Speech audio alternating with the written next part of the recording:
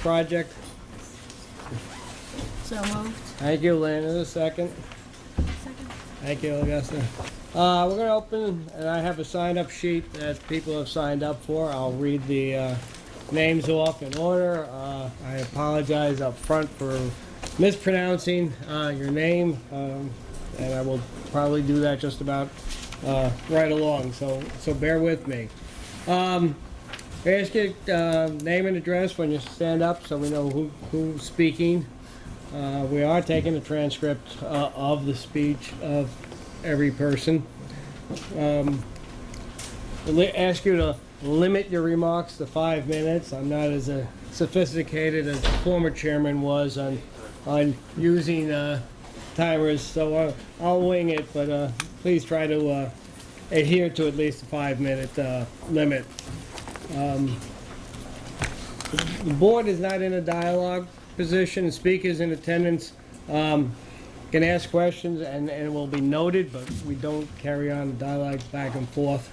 The idea of the public hearing is for you to voice your comments on the project that's before us, and our responsibilities is generally to take those comments in and be able to address answers when we draw up our final environmental impact statement. So we'll go through the list, and if you hadn't signed up, there's another sign-up sheet up there. We'll go back to that after we complete the first list. But I do say I do have 23 names, so we'll be here for a while, so be comfortable. First up on the list, Karen Reinhardt. Hi, Hi. I'm Karen Reinhardt, 171 Route 208 in New Paltz. I have some comments concerning the project. First, let me say I feel your pain. Having been a member of the town planning board for a few years in the late 1980s, I'm aware of what a thankless task it is. No matter what decision you make, there will always be someone loudly complaining about it and no one loudly saying what a great decision. Several points and concerns, but not in order of importance. One, I understand the water source will be wells on the east side of Route 32. Has a parcel of land been designated for this important resource? Shouldn't this water project be a major part of the submission? I haven't seen anything. Water sources for residential properties are jeopardized and have no public source to hook onto. What is the environmental impact of thousands of feet of piping through private property and under roads? These are major wells. Why should the town take them over in 40 years when there will be major expenses for repairs only for this project? The water and sewer facilities require double the size of the project. Why aren't these utilities on the premises instead of potentially compromising the water supply of existing homes on the east side of 32, solely dependent on private wells? The additional parcel that was determined to be necessary for sewage treatment, has the same scrutiny been placed on it as the scrutiny that should be done for the water? It appears the goal of the project is to create apartments that then can be marketed as a separate entity and not be concerned about student needs. Why else would there be a clubhouse, pool, by the way, who will pay for the maintenance of these luxuries, and no apparent physical connection to the college? If the project is so sensitive to the needs of the college, why is it not a more physically integral part of the campus? The project essentially bars students from getting to school. They have to use a car to get to parking lots and then will cause traffic on Route 32. They would basically become commuter traffic every day throughout the day. And how will the college police get there in an emergency? When students were asked if they would like more apartments on campus, did they truly understand the difference between apartments and dorm living?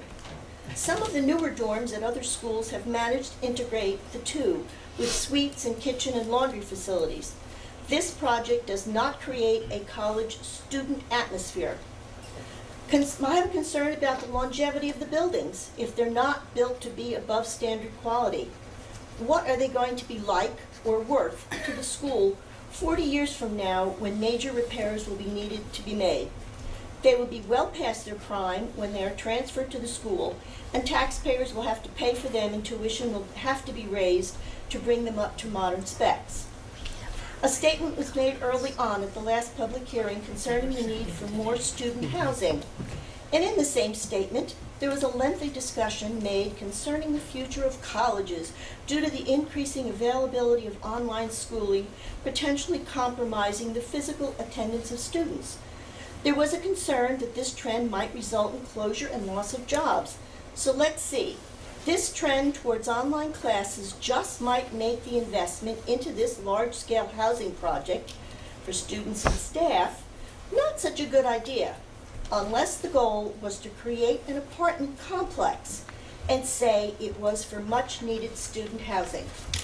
I'm very impressed with the passion of the students who took time to research several topics concerning the project. It appears the quality of students has changed dramatically since the 70s and 80s. I am appalled at the living conditions some students described, but these need to be addressed by building inspectors and parents who should be monitoring what kind of situation their sons and daughters are in, and not by building expensive luxury apartments, quote, for the students. In summation, the project needs to be scaled down, easily incorporated into the footprint of the college with bike trails, access roads, and bus stops. Be more dorm-like to allow more students the college experience, or someone should be honest about what the project really is, another apartment complex. In any event, the water source and sewer project need to be looked at in relation to the entire project, no matter what color the horse is. P.S. I did not get an opportunity to see how handicap access was going to be addressed. Elevators, transportation accessibility to classes, gym, dining, bathrooms. Thank you for your time and consideration. Thank you. I'm going to give it to Kelly. Thank you. Thank you.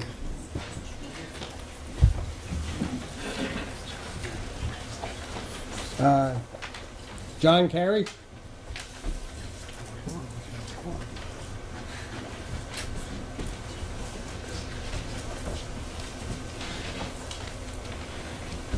Signed in and didn't? Okay.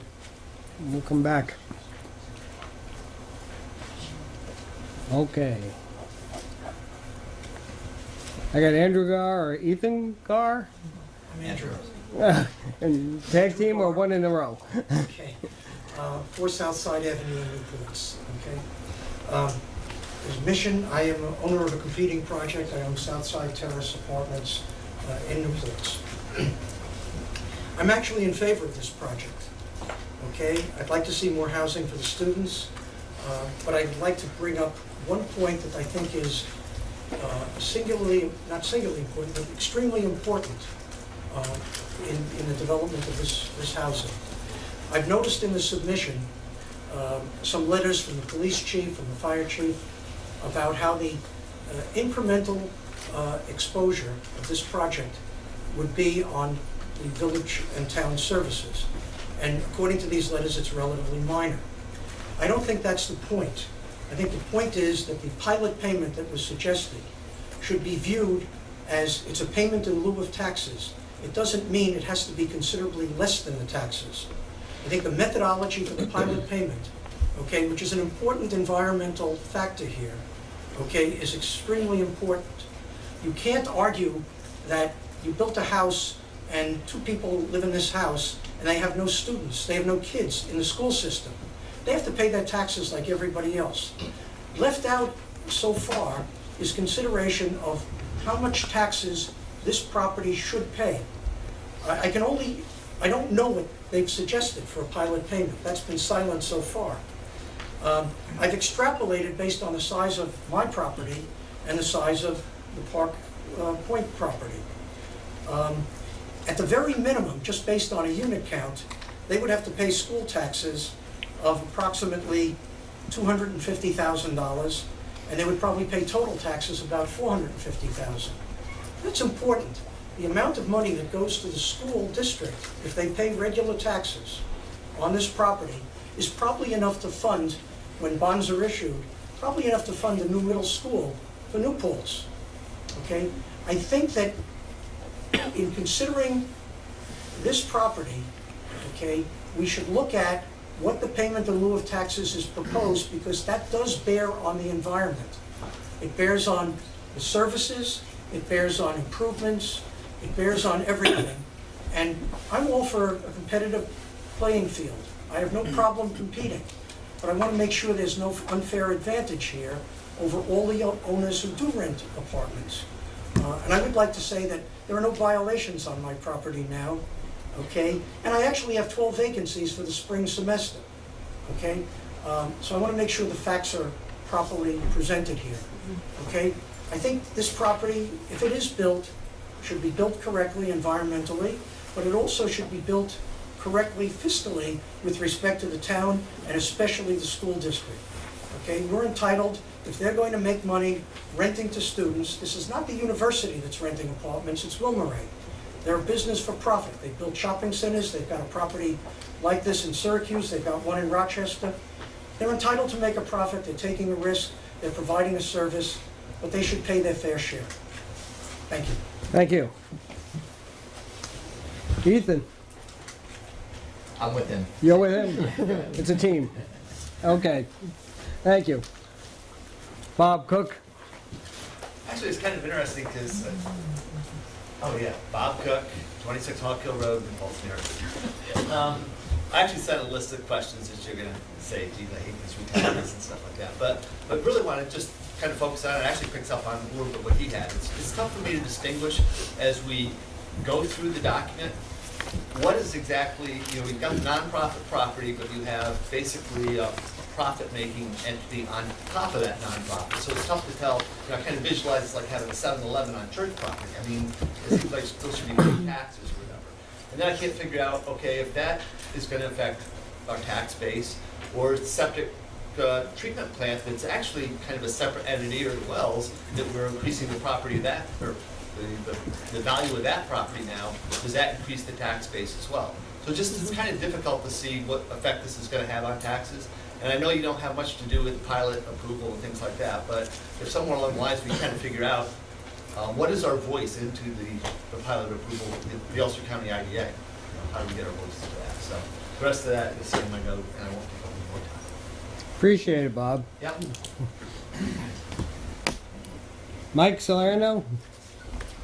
Hi, Mike Salerno, 89 Red Maple Road, Saugerties, New York. I do serve as the Director of Transfer Admissions at the college. I've been in that role since 2008. In a given year, we will receive approximately 3,500 applications for transfer admission. We will bring in roughly 1,000 transfer students, so they do encompass a pretty significant portion of our population, and that is a population that would benefit from this initiative. We have not been able to provide housing for those transfer students going back to the fall of 2007. When I do talk to transfer students, and in my time, in my position, I find that they feel that they're not valued by the college. In some ways, they feel they're discriminated against because we're not able to provide an on-campus living experience for them. So I do think this project would go a long way in terms of helping us integrate this population into campus life. In terms of admission, students come in one of two ways. They're either accepted as freshmen or they're accepted as transfer students, but in reality, that's just an admission category. What I do find with transfer students, those that have been there 2, even 3 years after they've been accepted, they still identify themselves as transfer students. Once they're accepted, they're really just a New Paltz student. So there is this disconnect, I think, that tends to happen with transfer students in terms of just being integrated to the campus population. So a project such as this will really allow that population to be integrated into campus life, to perhaps take on leadership opportunities within the college. That's something we don't find as much with transfer students. They tend to stay away from those leadership opportunities, and perhaps because they feel disconnected. At the same measure, if we can find a way to get them on campus with a project like this, they'll feel a little bit more of a sense of identity with the college, a little bit more connection, and that has greater ramifications for the college down the road. So I do urge you to support this initiative. Thank you. Kurt? Thank you, Chairman Palomano and members of the Planning Board. Much appreciate this opportunity. Kurt Lavala, Director of Planning, Building and Environmental Services, Village of New Paltz, and a resident at 9 Church Street in New Paltz. On behalf of the Mayor and Board of Trustees of the Village of New Paltz, I express appreciation for this opportunity to provide comment regarding the Park Point New Paltz Draft Environmental Impact Statement. These comments are offered towards inclusion among responses to be provided by the project sponsor in the final environmental impact statement. Under the heading of Appeal of the Proposed Project solely to students, faculty, and employees of SUNY New Paltz. At several places in the draft environmental impact statement, the project sponsor surmises that Park Point lease applications will be submitted exclusively or nearly exclusively by SUNY New Paltz students, faculty, and staff. The basis offered for this conclusion is that the floor plans of the proposed dwelling units preclude much interest by those other than students and college employees. This supposition is offered as one that will remain continuously valid throughout the life of the project. In review of the site development plan, floor plans, and on-site amenities identified in the DEIS, the project more closely resembles a standalone conventional residential rental development than an extension of the college campus. The orientation of the proposed project toward Route 32 rather than inward towards the campus, the project amenities that are redundant to those existing on campus, the generous parking in front of the entrances to residences, and the exclusive vehicular access to Route 32 are not reflective of the campus planning model. Project modifications could be undertaken to make the project a true extension of the campus rather than a standalone campus-adjacent residential development. Title 8 of the Civil Rights Act of 1968, as amended by the Fair Housing Act, prohibits discrimination of any sort in renting dwellings.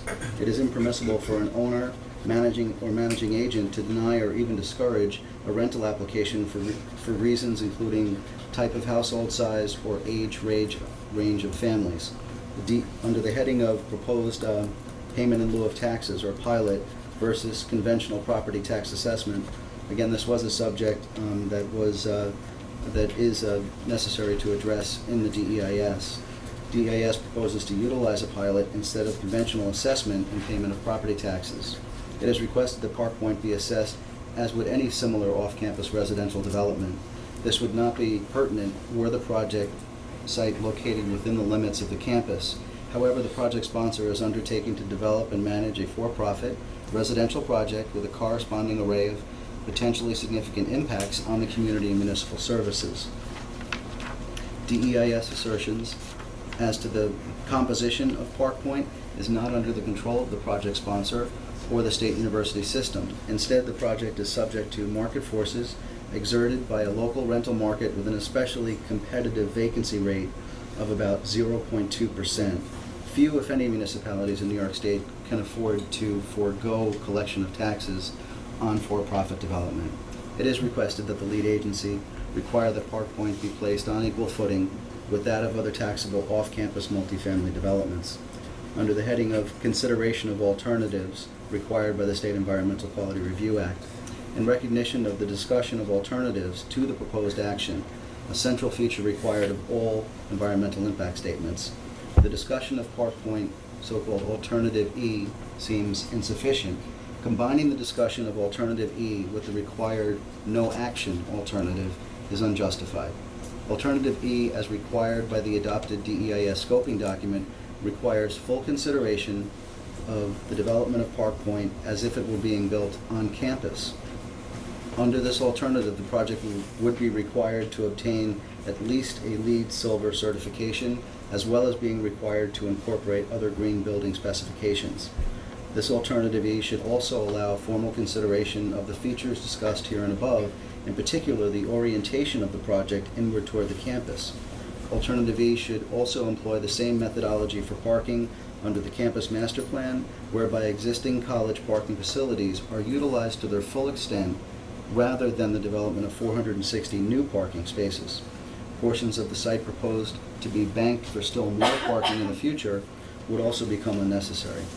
Again, it is in harmony with the campus planning models to provide residential environs free of unnecessary vehicular traffic. Such a project modification would legally advance the stated project objective for self-selection of Park Point by students, faculty, and college staff. A significant reduction in required parking, as may be permitted by the town zoning board of appeals, would also greatly mitigate adverse environmental impacts upon delineated on-site federal wetlands due to the decreased quantity and increased quality of post-development stormwater runoff. This measure should be facilitated by the Town Planning Board and Zoning Board of Appeals in conjunction with the project sponsor. A full discussion of Alternative E would also mitigate project construction costs and enhance project affordability through the elimination of redundant recreational facilities. The project modifications suggested above would also allow much greater focus on a multimodal interconnection onto campus. Project plans currently show an awkward link to the campus for buses and pedestrians and bicyclists at the operations and maintenance section of the campus. A winding pedestrian path leading to a soccer field at the extreme southerly end of the campus should be revised to provide more efficient pedestrian routing to the heart of campus.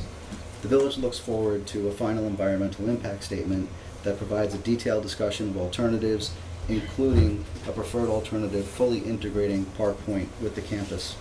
Thank you. Thank you.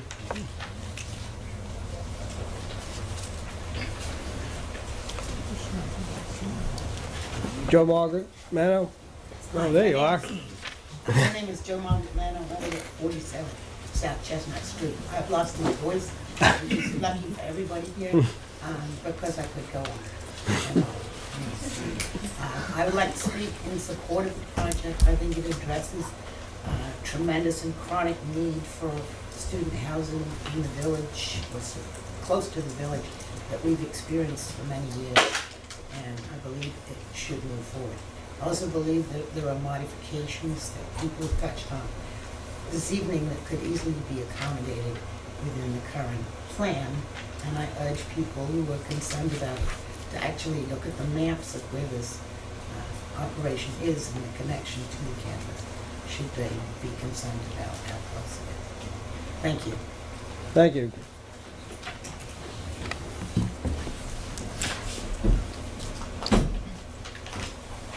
Kristen. Welcome.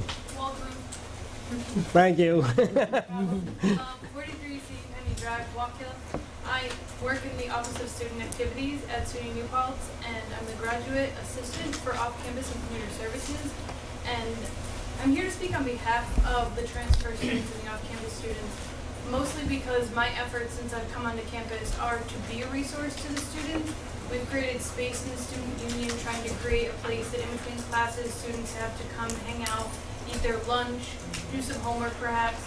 And my endeavors previous to coming to this campus, I worked with students who already lived on campus. I worked in the residential life department, so switching and becoming somebody who was faced with having to draw in students and trying to meet the needs that they had was actually extremely difficult for me. Talking with students, like I'm used to doing, that really wasn't problematic, but trying to find ways to bring them onto campus or to meet their needs to interest them to stay on campus is extremely hard. There's flyers everywhere, and as much as social media has helped us reach out to students, it's helped everybody reach out to students. So, whereas I might be one of 50 emails they receive in a day, Facebook is one of 1,000 friends that they have. It's really difficult to try to let them know what resources they have, but make them feel that they're theirs and they can grab onto them. I believe that this project will, yes, afford them a place to live, but I think it'll also give them a reason to stay on campus and to give them a reason to join into all the leadership roles that are, and there are plenty on our campus. But if we recently polled, and I apologize for not having the specific numbers, but less than half of the leadership roles are people who are the people that live off campus, and it's a little disappointing because I tried to continue on the initiative of commuter assistants, which are veteran off-campus students who are reaching out to their fellow off-campus students and trying to give them resources. And people don't know about the commuter assistant program, despite the fact that I have posters, I have meetings, I table, I have Facebook, I send emails, but they don't know the programs that are available to them because they're not on campus long enough except for academics. So the resources that I think that even just living closer to campus and giving them that availability is pretty phenomenal, because majority of the transfer students are people who financially were going to community college before they came here, or they weren't happy with their institution and they're looking for the type of atmosphere that every other college student who is remaining at New Paltz has. So it's almost allowing them to have the college experience that they initially wanted to have to begin with. And sometimes them not having and agreeing with Mike, they aren't feeling like they're a part of the community. They label themselves and people label them for them. And I mean, it's nothing close to, drastic negativity, but it's just not a feeling of home. And this is the second master's that I'm receiving, and I only specify that because at my first institution, I was an on-campus student, and I remained on campus working in the Office of Residential Life. So I was in my happy little bubble of living on campus and remaining there and knowing where I could go and all the hangout places, and always had my finger on the pulse of what was going on. Coming here and changing the system and registering for classes and trying to figure out where the offices were, it was daunting, and I'm a 27-year-old, and I've looked for apartments myself. It's not easy, and I can't imagine doing it for the first time. I can't imagine, and my parents did help me, I did have that support still, but being 27, I did want to do it my own way, because I have done it my own way before. And it was really intimidating, and sometimes the offices, despite their best efforts, they don't have the time to answer every single question that you have. So this project, I think, will do more than just afford them a place to live. I think it'll help give them the resources that are allowed to every other on-campus student. Thank you.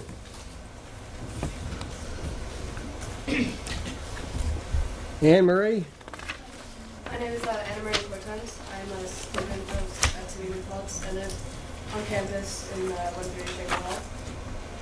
I'm also part of Students for Sustainable Agriculture, and this is our formal statement. We, the Students for Sustainable Agriculture Club, are focused on creating local resiliency. We promote sustainability and the empowerment of students to act on issues related to the environment. We want to hold the SUNY New Paltz College Administration accountable for following the American College and University President's Climate Commitment, also known as the ACU-PCC, that we have agreed to, and for adhering to the guidelines detailed in the New Paltz Sustainability Plan. We acknowledge the need for student housing. However, we feel that the Park Point project, as currently proposed, does not support the mission of the college to live up to the ACU-PCC or to the New Paltz Sustainability Plan for these reasons. First, the New Paltz Sustainability Plan greatly emphasizes the use of renewable energies, such as solar panels and the use of biomass instead of fossil fuels, on page 10 and 11. The proposed Park Point plan, unfortunately, does not currently line up with these goals or propose renewable energy measures. Secondly, according to the ACU-PCC, if the college wants to follow the steps to climate neutrality and be an institution who loyally follows the plan, there are certain practices to commit to. One is to have all buildings follow LEED Silver standards.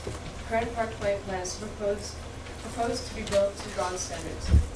Even though Park Point won't be an on-campus facility, the project will be handed over to SUNY in 40 years, and therefore it will have to adhere to these certifications in order to remain a loyal member of the ACU-CCC. If the Park Point buildings are not built to an equivalent LEED Silver standard when originally built, then the college will have to pay for renovations in the future to meet the standards. Third, the sustainability plan also states that the college is looking, quote, to develop and implement an action plan for the college to become climate neutral, end quote, page 2. While climate neutral housing does exist, the DEIS does not indicate that Park Point is anywhere near being climate neutral. For instance, there's an unlimited use of utilities, use of non-renewable energies, 2 bathrooms for 2 people, high number of parking spaces encouraging use of cars. We also have some health hazards. Concern for students and workers who will be working with or will be in the vicinity of soil containing high levels of arsenic and other harmful pollutants. We are also concerned with the toxic chemicals found in the groundwater and the health of any person who will be drinking this water or be coming in contact with it in the future. There is also a lack of transparency. The future residents, specifically students and faculty, should be more involved with the planning process if the development is truly meant to benefit them. This means more communication over what students and faculty would like to see implemented in the plan. Also, we want to have absolute verification that the buildings will be built and certified to LEED standards. We, as a unified student body, are voicing these concerns. We hope that our concerns will be heard and that our demands will be met with greater communication and student involvement over an issue that will severely impact future and current students. Signed, Students for Sustainable Agriculture, nicer, Students for Sensible Drug Policy, Recycling Club, Catholic Campus Ministry, Yoga Club, Meditation Club, React to Film, Muslims Student Association, Art History Association, Blue Club, and South Asian Cultural Association. Thank you. Were they sent in, or we want to make sure we have a copy of it? We're gonna send it in. You're going to send it in? Yeah. Okay, thank you.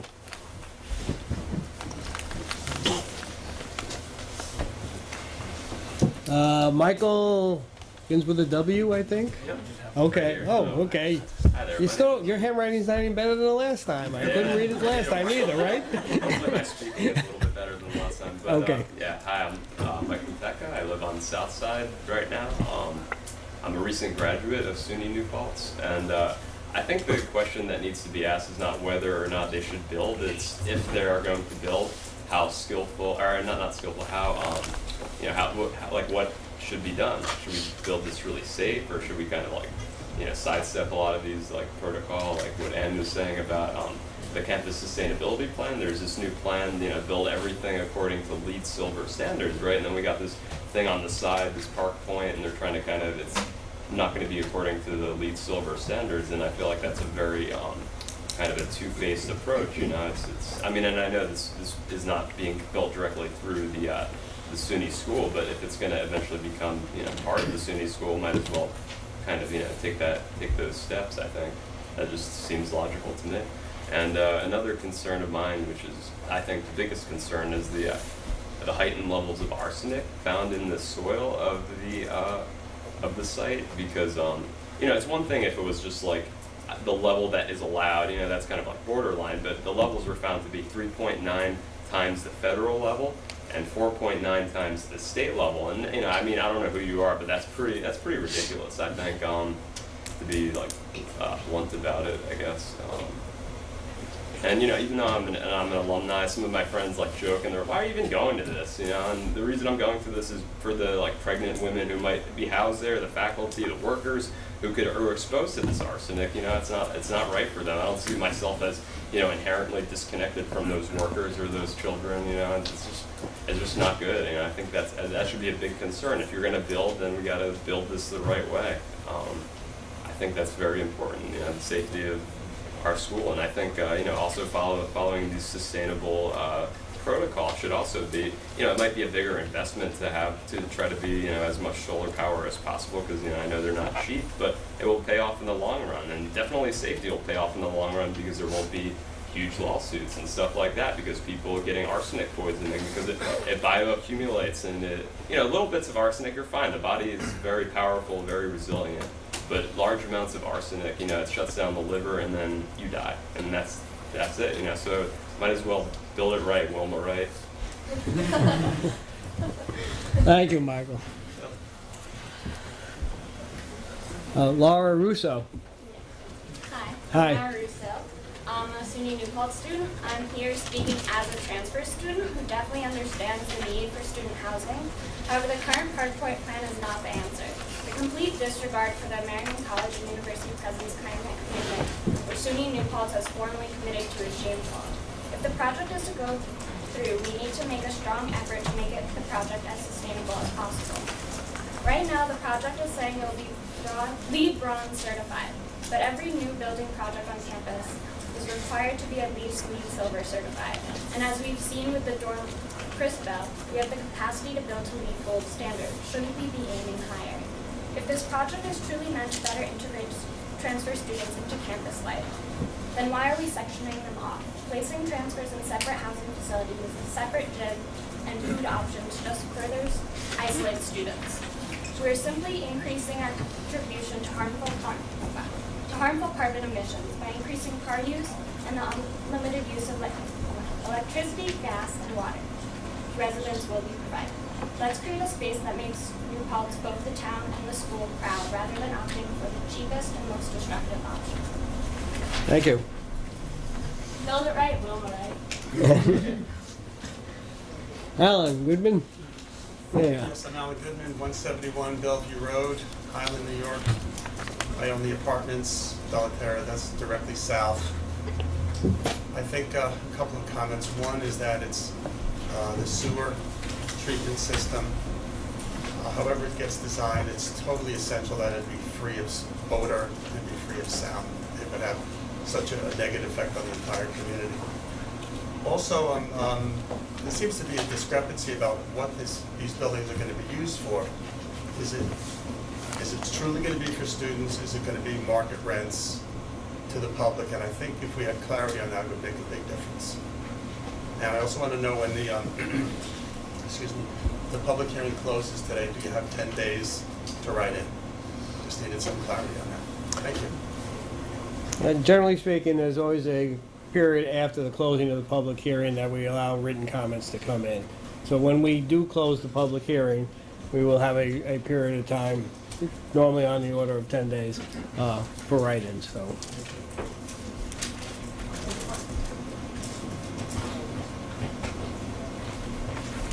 Okay, I got the last name on this one, but not the first one. Sullivan. Hi. I'm Patricia Sullivan, and I live at 45 Church Street in New Paltz. And I'm here to speak in support of the proposed Park Point New Paltz living community. And I want to speak as a village resident and member of the SUNY New Paltz campus community. I support Park Point for the following reasons. I'm fortunate to have the opportunity to live in the village with easy access to the campus community.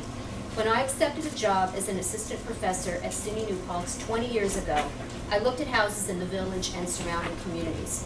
I was familiar with New Paltz before I ever applied for a job here. When I saw an opening at SUNY New Paltz, I was eager to apply. I knew I wanted to live in the village. I love New Paltz, the village and the campus, the cultural opportunities, the intellectual life, the natural beauty, the spirit. I could go on and on. The point is, I want others to have the opportunity to experience New Paltz in the ways that I do.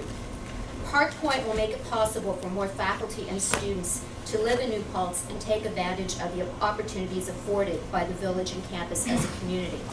When I served as chair of the Communication and Media Department, I was involved in recruiting faculty members. Unfortunately, village housing was out of range economically for many who interviewed for faculty positions. It's challenging for members of the university community to participate in the life of New Paltz when they have long commutes.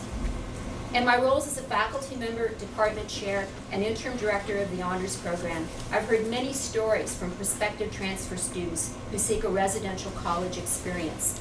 They want to be part of the New Paltz community and take full advantage of opportunities on campus and in the village.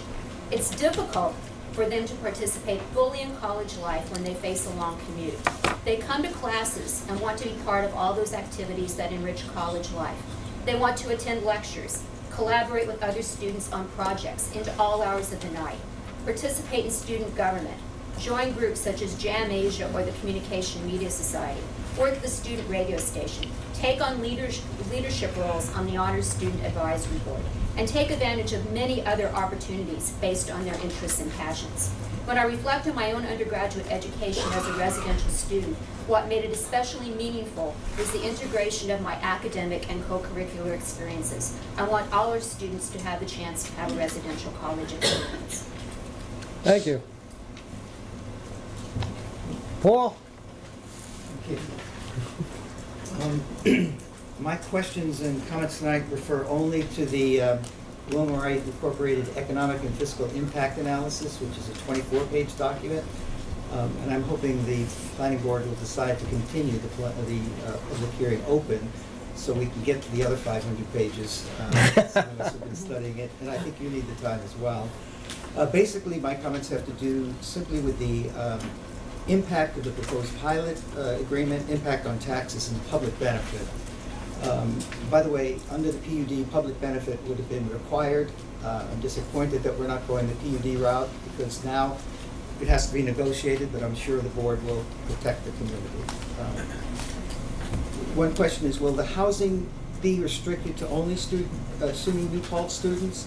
What statute allows this restriction to be legal and enforceable? I mean, I think the benefit is for students, but I'm worried about the law. The applicant states a maximum of 30 units will be designated for faculty and college staff. Why is it appropriate to allow any faculty or staff housing, which includes 3 buildings and 30 units, to enjoy a tax-preferred status, for example, a pilot agreement?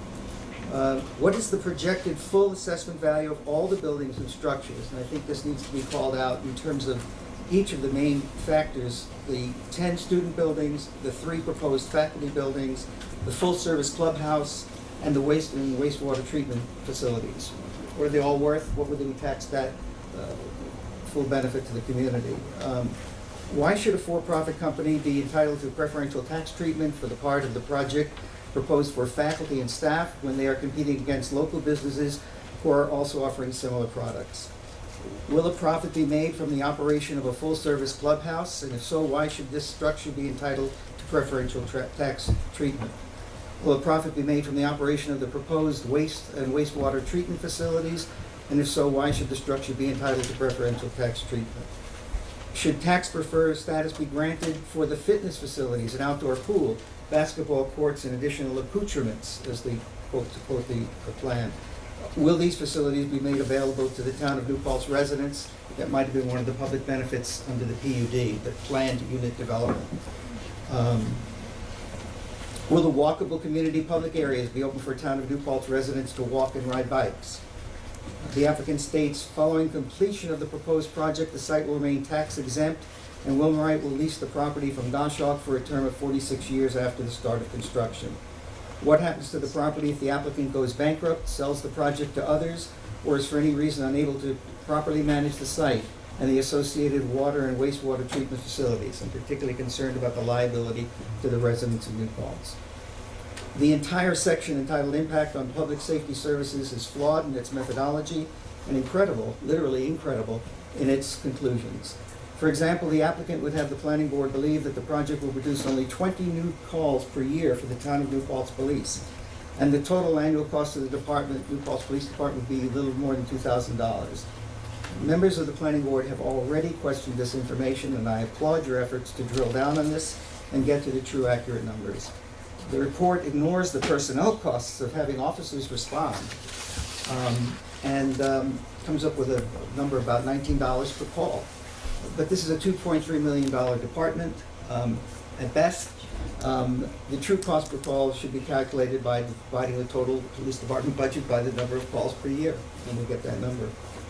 In the SUNY New Paltz Police, which is a wonderful law enforcement agency in our community, we benefit from it, the applicant chooses not to discuss the financial implications, stating that the public safety services are provided by SUNY Police Department. Well, somebody's paying for that, and I think it's the taxpayers of New York, but it's the applicant who won't discuss this. But given the current economic climate, how long will it be before New York State legislators, state officials, and or SUNY officials decide that SUNY New Paltz Police, this is the campus police, have no business providing protection for a private, for-profit real estate venture which is not located on state property? Is this a SUNY project or not? And who will have to protect this place if the campus police are not allowed to? What are the potential costs to the town taxpayers if the safety and security of 732 residents suddenly becomes the sole responsibility of NPPB? The fire department section states it is not, this is the applicant saying, it is not anticipated that any new equipment purchases will need to be made as a result of the project or any new personnel. Well, it's approximately more than 700 new full-time residents, and it's more, I think, than 25% of the current student residents. And this is just unrealistic to say there'll be no new equipment needs. This needs to be looked into. The table summary of economic impact shows there will be about 73 new jobs to benefit the community, and that will cost the developer $2.1 million in total new annual wages. Well, that works out to about $28,000 a year jobs. Where will these employees be able to live, afford to live? And why are jobs that pay $14 an hour the type of jobs that would justify providing tax-preferred treatment? The table entitled Summary of Annual Economic Impact shows in one case $7.88 million of sales. In another place, it says $2.67 million. These are just contradict each other. How do you make sense of that? And how much of the money, whatever it is, will be spent in Lloyd and Poughkeepsie and elsewhere? but I'm worried about the shoddy work and the sloppiness of the financial impact statement. The summary section states that it's not anticipated that any families with children will occupy the project. You can't tell me that the new faculty and staff aren't going to have children. Or if they were going to prevent that, what statute would do that? Considering that the pilot project projects no new cost to the school district, which I don't believe, why is the pilot proposing to pay 58% of the amount, or whatever it is that they won't tell us, to the school district? It's not going to cost them, but only 27% to the town. It just doesn't make sense. The section titled Impact on Town Revenues and Expenditures contains several flawed methodologies and questionable assumptions. The town board can really be helpful to the planning board. You're the lead agency. The town board needs to get to work and drill down on that whole section. You can't do it alone, and tell us if it even bears any resemblance to reality. The section titled Water and Sewer Funds states that the company may, and I stress the word may, transfer ownership and operation of the water and sewer treatment plants to the town. And this represents a potential public benefit. We can't have words like may and potential. What are the specific and actual contractual commitments and representations being made by the applicant that they will be held accountable for? With regard to the treatment plants particularly, and as was mentioned, and any other public benefit, who's going to operate these? These are, SBR plants are great. We looked into them, this planning board has. But boy, they cost, and they should cost, so it's a big job. If the town board and planning board believe that the water and wastewater treatment facilities will ultimately benefit additional development in the town, then conditional phrases such as may transfer ownership and operation and potential benefits are unacceptable as part of the DEIS, but they certainly can't make their way into the FEIS, of course, which is your document. These are my comments. I request that my memo to the planning board containing these questions, and a few more, will be made part of the public record. I also respectfully request that the public hearing on this project be held open so that the citizens will have time to review the complete DIS, which runs to over 500 pages, and was just recently accepted by the planning board. I don't care when all this started. The first time you accepted it was October 29th, 2012, and for me, that's when the clock started. That's when we had something we could really look at, and I thank you for this effort you're putting forth. I want to ask you, invite you to call on volunteers from the community and expert consultants that you can hire that will be billed back to the applicant, and as you prepare the final impact statement, and need not be tied to this flawed document as I see it. Thank you. Thank you, Paul. Dwayne, where are you? There you are. Okay. Hi. Dwayne Magucci, 73 Jansen Road in the town of New Paltz. My husband and I prepared the statement, so like others, I'm going to read if that's okay. The Park Point New Paltz housing project presents the town with the opportunity to achieve one of its long-term goals for alleviating Main Street traffic at low or no cost, and making the community a safer and less congested, more livable village and town. As the project is described in the public hearing notice, there is only one entrance into the project along Route 32. Once again, we have one road going into a major project which is used as an entrance and an exit. Concern was expressed at the last meeting that this would increase traffic on Route 32 near the middle school. In fact, it has been the case in the past, large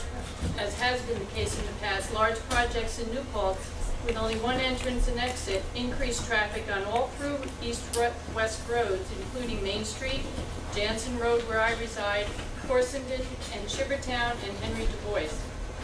In fact, doesn't this project present an ideal opportunity to accomplish a goal of every traffic study that has been done in New Paltz, that is to create another east-west road as a bypass around the continuously clogged Main Street and ever busier Jansen, Henry Du Bois, Shivertown, and Horsenden Road. Why not build a road in the project which connects Route 32 and 208 and give the people on the above-mentioned roads a greater opportunity for the peaceful enjoyment of their property and relieve the traffic on Main Street that we permanent residents suffer through at rush hour and on weekends? 30 years ago, when we purchased our house on Jansen Road, the first plan to build a new east-west bypass road had already been discussed. 30 years ago, that's a long time. Since then, several traffic studies, including those conducted in 1995 and again in 2005, have come to the same conclusion. A new road south of the college, joining Route 32 and Route 208, is necessary to improve the transportation network to ensure public safety and convenience and continued economic growth. The 1995 plan had the support of the University New Paltz College president. According to an article in the Poughkeepsie Journal, June 22nd, 2005, SUNY was receptive to the idea, since it has been developing the southern end of the campus by adding dormitories and an athletic facility. The article goes on to state that a connector road would actually help business. Unclogging Main Street would make it easier for people coming to the business district to shop and get around. Because the bypass was never built, Jansen Road has become the unofficial southern bypass without the approval of the planning or town board, county legislature, or any public input. The same thing has happened to the roads that were mentioned above. Jansen Road is no longer an undeveloped country road. It is a residential road populated by families with children and anchored on one end by a nursing home. Large trucks and tractor trailers rumble up and down the road all day, and speeding is a common occurrence. There have been numerous accidents, one of which resulted in a fatality. I think this proposed project is a perfect opportunity for the town to finally accomplish a goal that was developed 30 years ago and has been discussed, as I mentioned, for decades at no or low cost to the town. In a village bypass road south of Main Street would make life better for all New Paltz residents. Thank you. Thank you, Dan. Sam? Carry it? Oh, there you are. Hi, my name is Sam Guarino. I live in North Avenue. I'm a junior at New Paltz, but I came here as a first-year student. And I have to say that living in a residence hall and attending the programs that were available to me on campus really promoted my growth as a student, and it really allowed me to make connections with others around me. And to reiterate, I took on leadership roles after that were really important to me in my academic and social career. And now that I live off campus, I have the privilege and choice of finding somewhere to live off campus, but transfer students do not have that same privilege. And it shouldn't be a rarity for someone to find an apartment close to the campus that allows me still to be involved. I'm only a 5-minute walk away, and so I can make the commute by foot to attend the programs on campus that I enjoy. And as I'm now a commuter assistant, and I see the struggles that transfer students have to involve themselves, and they are equally as much of a student as I am, and I should not have more privileges than they do. So I do believe that Park Point would really stimulate students to attend more of these programs and allow themselves to be more involved and not feel as an outsider, but rather as a true New Paltz student. As far as the environmental concerns, I know there are plenty.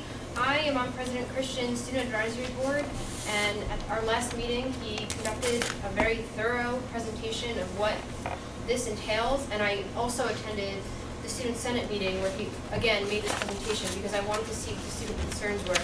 And I want to reassure everyone that our concerns are being addressed, and the community really cares about students. It does not neglect us, and what we have to say about this is being heard. And I'm not going to speak for him, but I can assure you that the environmental concerns are being addressed, and we want to work up to the standards that would satisfy students in a safe and healthy way.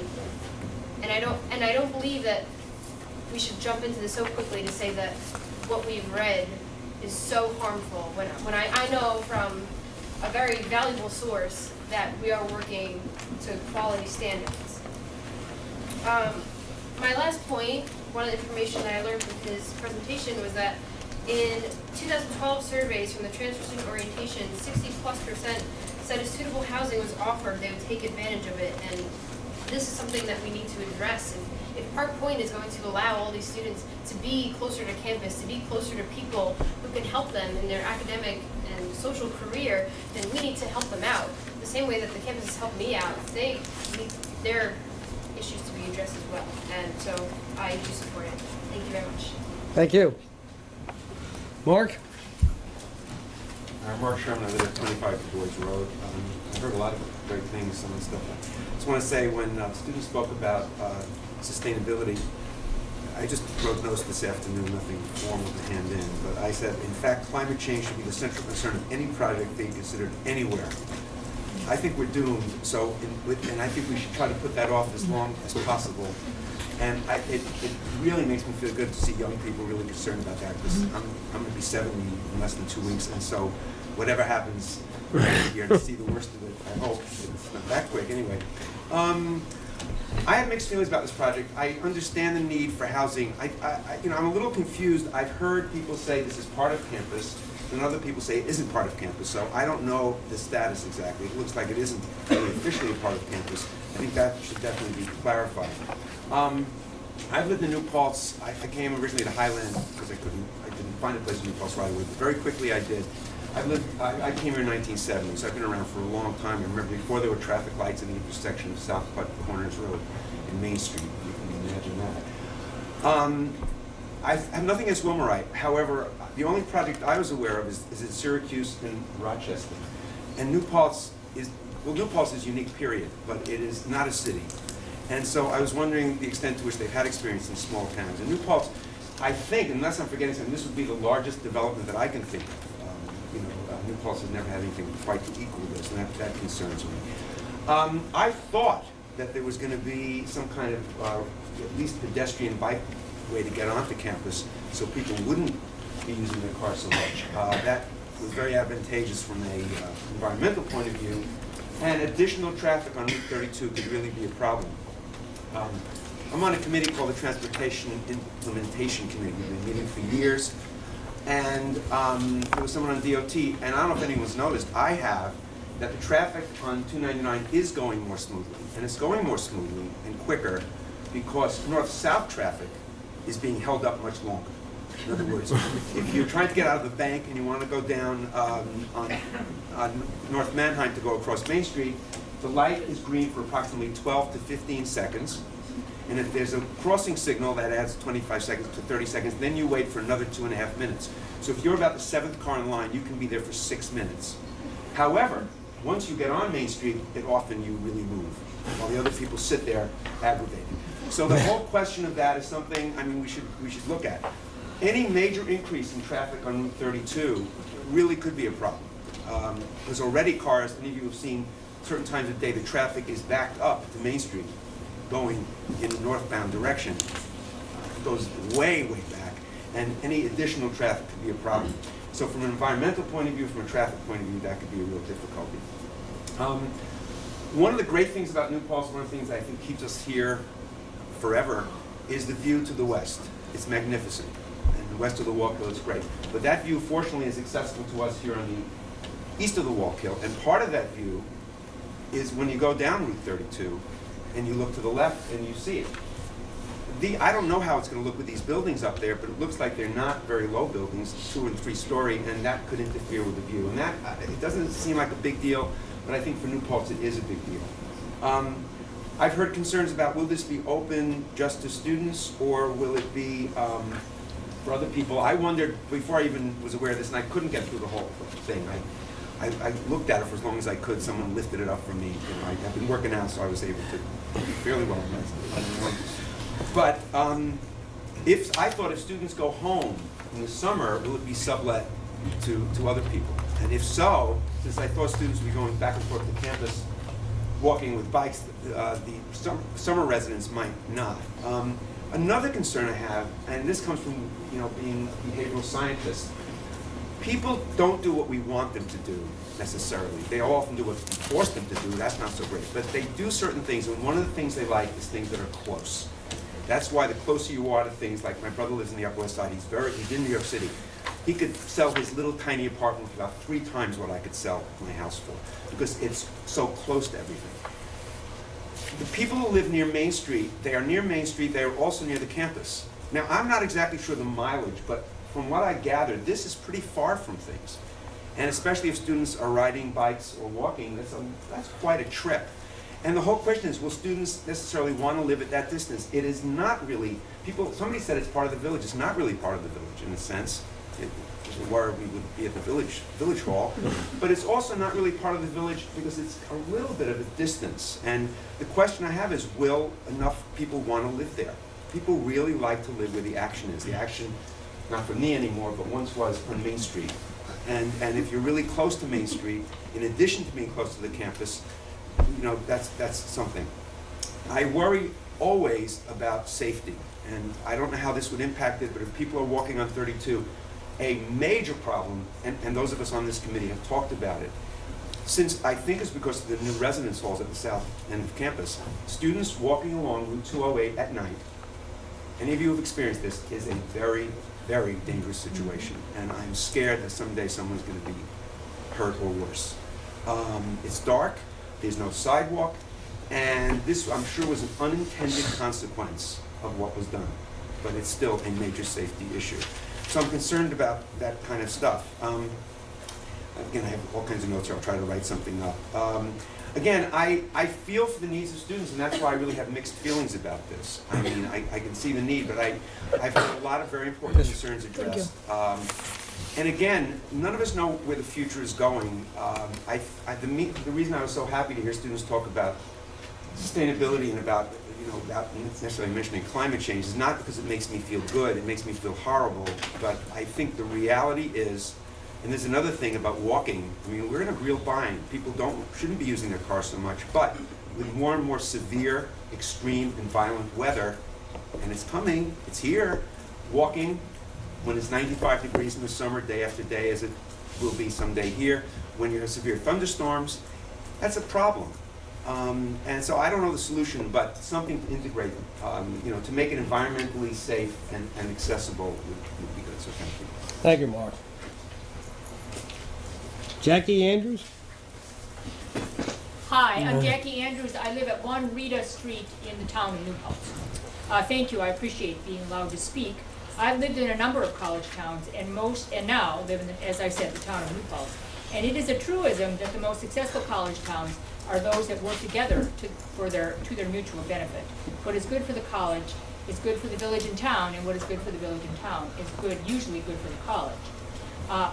Park Point is good for the college and will be very good for the village and town of New Paltz. Students will benefit, as will staff and faculty, by having affordable, well-designed housing within walking distance of the campus. The town and the village will benefit by keeping students, faculty, and staff close so that they can shop locally, they can attend local concerts, they can go to movies and plays and softball games, they can be around to coach Little League teams and attend Sunday services and so on. They can do all those things that people who live close can do. So from my point of view, Park Point is a total win-win. Thank you. Thank you. Wes? Horn? H.O.? Which one? West or West?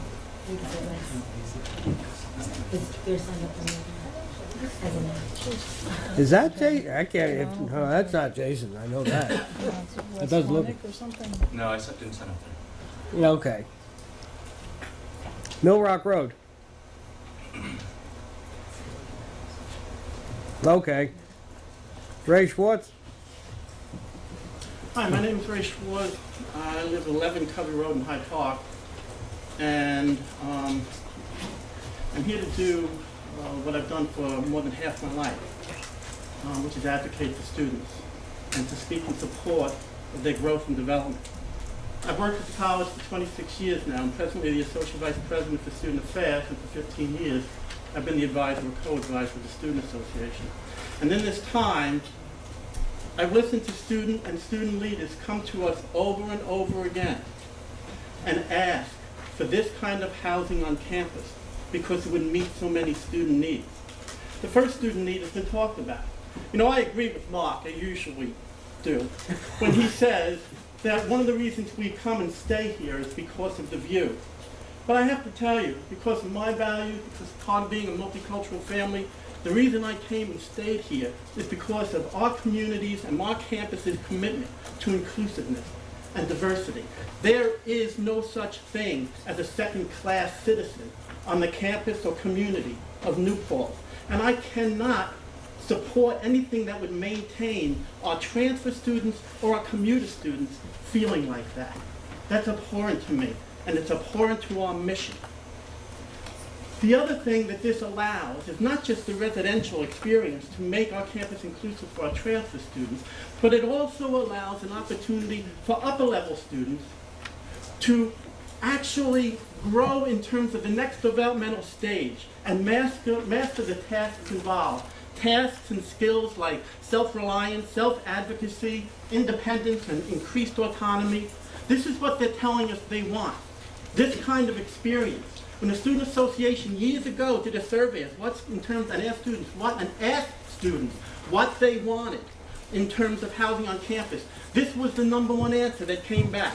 We want an opportunity to experience this level of learning and this level of self-reliance, but we want it on and near our campus. This is why this is being done in so many colleges. This is why this kind of housing is being offered at most SUNY schools. When I got the phone call last night from my new BFF, Julie, from Oswego, who was calling me as an alum to get some money, the first thing she said to me was, "Have you seen our new apartment village?" And I said, "Yes, I have. I was there last year." She goes, "It's incredible, it's beautiful, and the opportunity, living opportunity it provides our students is just incredible, and the students love it." And I said, "I know." And I said, "And I know most SUNY schools have that." I said, and I hope ours will, because this is what our students have been asking for, and this is what they deserve. And I'm glad to hear our students say that they know that this is what our students want and deserve. And I'm glad to hear that they say they want it to be safe. When I get a little confused, we all want it to be safe. Some of us rely on the overseeing agencies and state agencies and their experts to guide us to ensure that it is safe. And any suggestion that people who have committed their lives to the growth and well-being of students would turn a blind eye to any expert advice that would put our students purposefully in harm's way, I find ludicrous, and to be honest, just a little insulting. We all want this to be safe and done well, and we are all committed to it because we are committed to the growth, education, and well-being of our students. Thanks a lot. Thank you. Liz? Cloud? C-L-O-U-G, there you are. I'm Liz Cloud, 5 South, I don't know where I live. Southside. It's a court apartment. Yeah. Southside. And I'm a student here at SUNY New Paltz. I just want to say that I'm really happy that I no longer feel alone as a student and community member here, caring about the climate crisis. Believe it or not, we can't live on the moon. So I'm glad that people are here caring about it. I'm also going home to New Jersey for Thanksgiving, and I'm going to personally see the implications of the most recent and destructive implication of climate change. So I'm personally affected by it, and we all are personally affected by it because we breathe this air and we drink this water. I wish to use the 2012 Campus Sustainability Plan, recently sent out to students as a point of reference to discuss the environmental impact of this development. This document is currently one of the only links students have to New Paltz's environmental efforts, so I think it's appropriate. Within the article, it mentions, other people have mentioned, the American College University President's Climate Commitment, or the ACU-PCC, and that was implemented in 2008. And it has many implications, including changes in infrastructure to better meet the needs of the current climate crisis. With this commitment, the goal of the college decided to develop and implement an action plan to become more climate neutral. Climate neutral is a fantastic goal for this community, but I think it's too fantastic considering how much change would need to go into effect to fully live up to that claim, and considering what New Paltz is actually doing at the moment, particularly proposing this plan. This is one of the many examples of the language in the document and the language in the DEIS that I feel is hopeful yet misleading. Another example is in the renewable technology section of the sustainability plan, where it reads the college will consider expanding the use of more energy efficient technologies and the implementation of on-site renewable energy. Why is the construction of renewable energy, particularly with this project, merely considered, while Park Point is listed as a project going through indefinitely. And it mentions it does not disclose to students on page 12 of the plan who the private developer even is, or what the plan itself even is. Also, not to mention that Park Point is a main point of contention in terms of New Paltz realistically living up to the UPCC standards. People have mentioned that it only lives up to LEED bronze standards, and part of the UPCC and the New York State Executive Order requires that public buildings be built at least up to LEED silver standard or higher. And it also says that 13% of buildings on campus are already being renovated this year to catch up to those standards. So we could save money and energy by just making the renovations now and building it right to begin with. Also, the document mentions that the design of Park Point will facilitate and encourage students not to use a personal car. Considering in the plan parking spots are allotted for all those living in the building, how exactly will the school facilitate and encourage this? I lived in the Surface Hall, which was a very isolating experience. And this is even further from the campus than that. I, as a freshman, did not feel like I was a part of the school in a lot of ways. And also, I lived with a roommate who drove to class every day, even though it's like a 7-minute walk, not even. So she was not discouraged by the school, or even offered information about why this action is wasteful. And it also says the sustainability plan mentions that the college has obtained $5,500,000 in grants from the New York State Energy Research and Development Authority and Central Hudson. Could these grants not go toward the building project that meets our ACU, PCC, and New York standards? And to just quickly mention, as a student on campus, I read the Oracle newspaper. An article came out last week about the Student Association meeting on November 13th, in which the president said he wishes to help students separate fact from assertion and innuendo and rumors. I have to reiterate that statement, particularly the rumors that are being promoting the school as becoming climate neutral, or that this building project is environmentally friendly. It's not fair to students or the community if this is just a rumor. Thank you. Thank you. Build it right in the morning. Just a reminder, if your written comments be sent to Plan Zone Board at townofnewpaltz.org. It's pretty straightforward, but we appreciate your oral comments, and to the extent that you've written them down and want to formalize them, please send them there, because we'll still be reading them as we go along. Steve? Where did Steve go? Branch? He said he had to leave. He had to leave? Okay. Anything left? Oh, he's on this list. Want to sign up, Bob? Or you want to- Yeah. Just write it on there. Jason? Thank you, sir. My name is Jason West. I'm the mayor of New Paltz. I also live on Church Street. And Paul said everything, well, half what I was going to say much better than I could have, so thank you for that. But there are a couple points. First off, is there anyone from Wilmerite in the room? Yes. There is? Oh, yeah, I didn't see anything. Okay, good. Is it all right if I ask them a question? Because I'm not sure of a fact I saw online. No? You can ask you can give a statement. They don't have to reply. Okay, so never mind. Okay. I'll save the time. A couple points, I guess, then is, well, one is this, is that I'm disappointed in SUNY because I've been reading DESs for 15 years, and I've been coming to lots of these public hearings, and basically, you change the name and change some details, it's the exact same conversation in every meeting. The developer provides a dishonest, inaccurate, and sales pitch DEIS, hoping the planning board doesn't catch its mistakes so they can get away with more of a profit margin at the end of the day. The planning board's largely untrained, end up not being able to have the expertise to read these things well enough to understand the data, and I hope that they didn't know what they were in for when they got here, because the consultants we have, what I understand, a particular articulate understanding of land use in New Paltz. I'm disappointed in SUNY because I think it's appalling that an institution of higher learning would have allowed an intellectually dishonest document of this caliber to go before the public. And I don't even have to say anymore because you've heard all the examples here tonight. Paul's testimony alone, I think, proves that, at least to me. The conversation about should it be lead standard or lead gold, bronze, I think, along with the conversation about whether the parking should be in the front or the back, I think misses the point. Because no matter this thing could be at least platinum, and it's still an awful project for the environment, based on the human behavior that it will provoke through land use. As Mark had said it well, I lived in Lefevre Hall my freshman year in 1995, and that was a 20-minute walk to class. And I barely walked to town from Lefevre. I'm not going to walk all the way across campus with an extra 15 minutes tacked onto that. And no one will.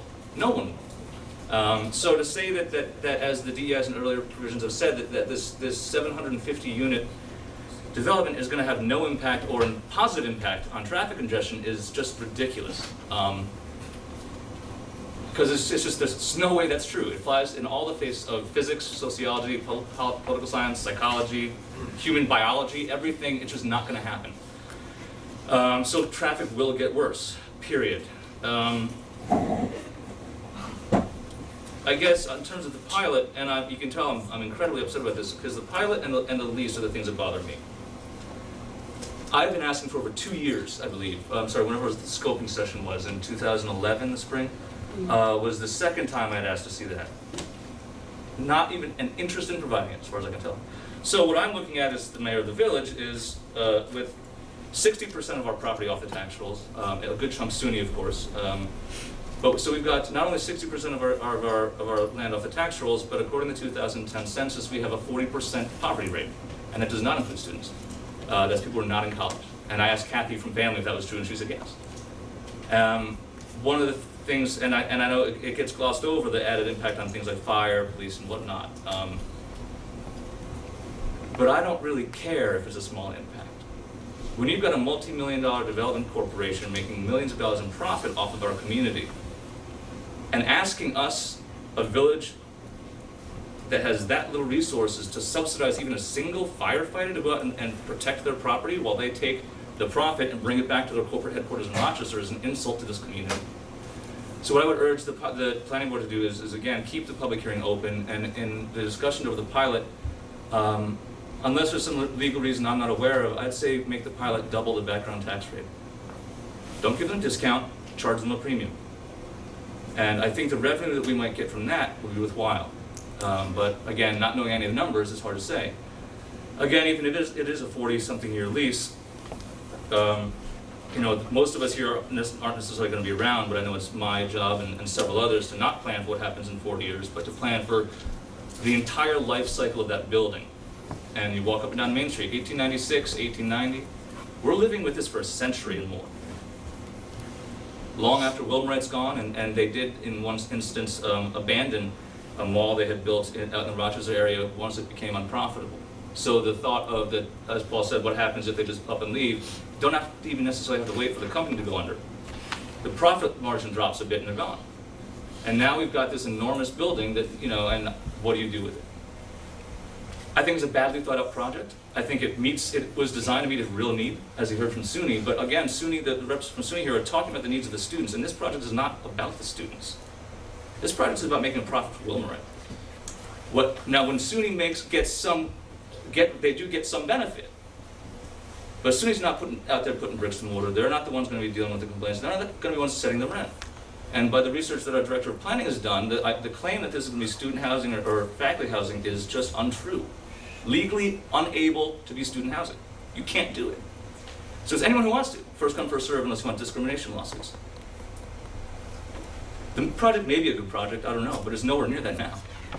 Another year, maybe 2, do some real actual homework, actually engage the community in factual discussions. So what's the great line that Al Franken had on the floor of the Senate? Arguing about something someone was saying. He says, Senator, you're entitled to your own opinion, you're not entitled to your own facts. And since we don't even know what the facts are yet, I don't think any of us can really have an opinion. So the fact that my constituents and my department heads are being will bear some of the burden. We'll have our pockets scraped a little cleaner so Wilmerite can make a few extra bucks. I find insulting.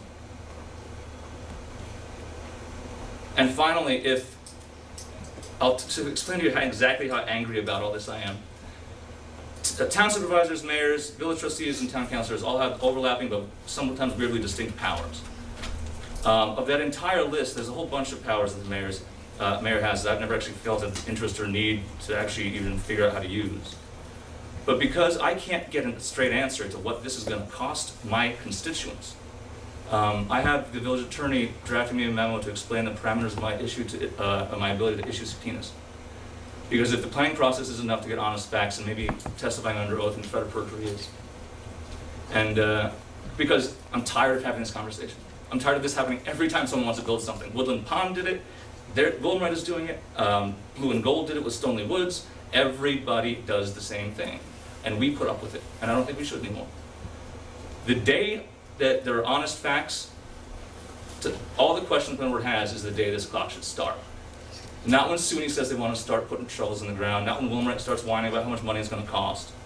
We're the ones living with this for a century. Our grandkids are going to have to look at this building. So why not take a little time and do it right? Thank you. Thank you. Can I have, thank you. Wandered off on me. Sorry.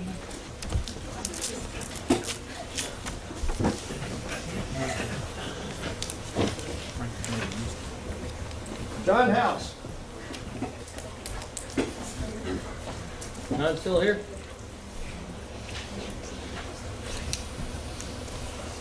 Rachel? Yeah, hi. I also found myself agreeing with a lot of what Paul Brown said, especially the first thing he said, which is that we really need to keep the public hearing open. If anything else isn't clear to you by now, it's that there are a lot of facts that we don't have, and we need the time to do our own research, not just the developer's research. As someone who worked on the village master plan, I have to say that the number one concern that we got back from our survey that we sent out with the water bill was water. And I understand that, that you're going to be drilling wells to get the water, and that, there's the suggestion that there may be some water source there. I think we need to know absolutely everything about that, because we really have a limited amount of water. I mean, the village is dependent on the New York aquifer. We know that it's going to get shut down, cleaned out, but we're going to have some source of water. We need to know how much water is there, and it's one thing to find a source, but then if you're going to use most of it for this new development, we really need to weigh that, and I feel like we really need independent data. We need to know how big that aquifer is. We need our own independent data about how clean it is. The other thing, I guess, that goes along with that is the fact that I guess there's some, I probably don't want to hear this, but consolidation in the works.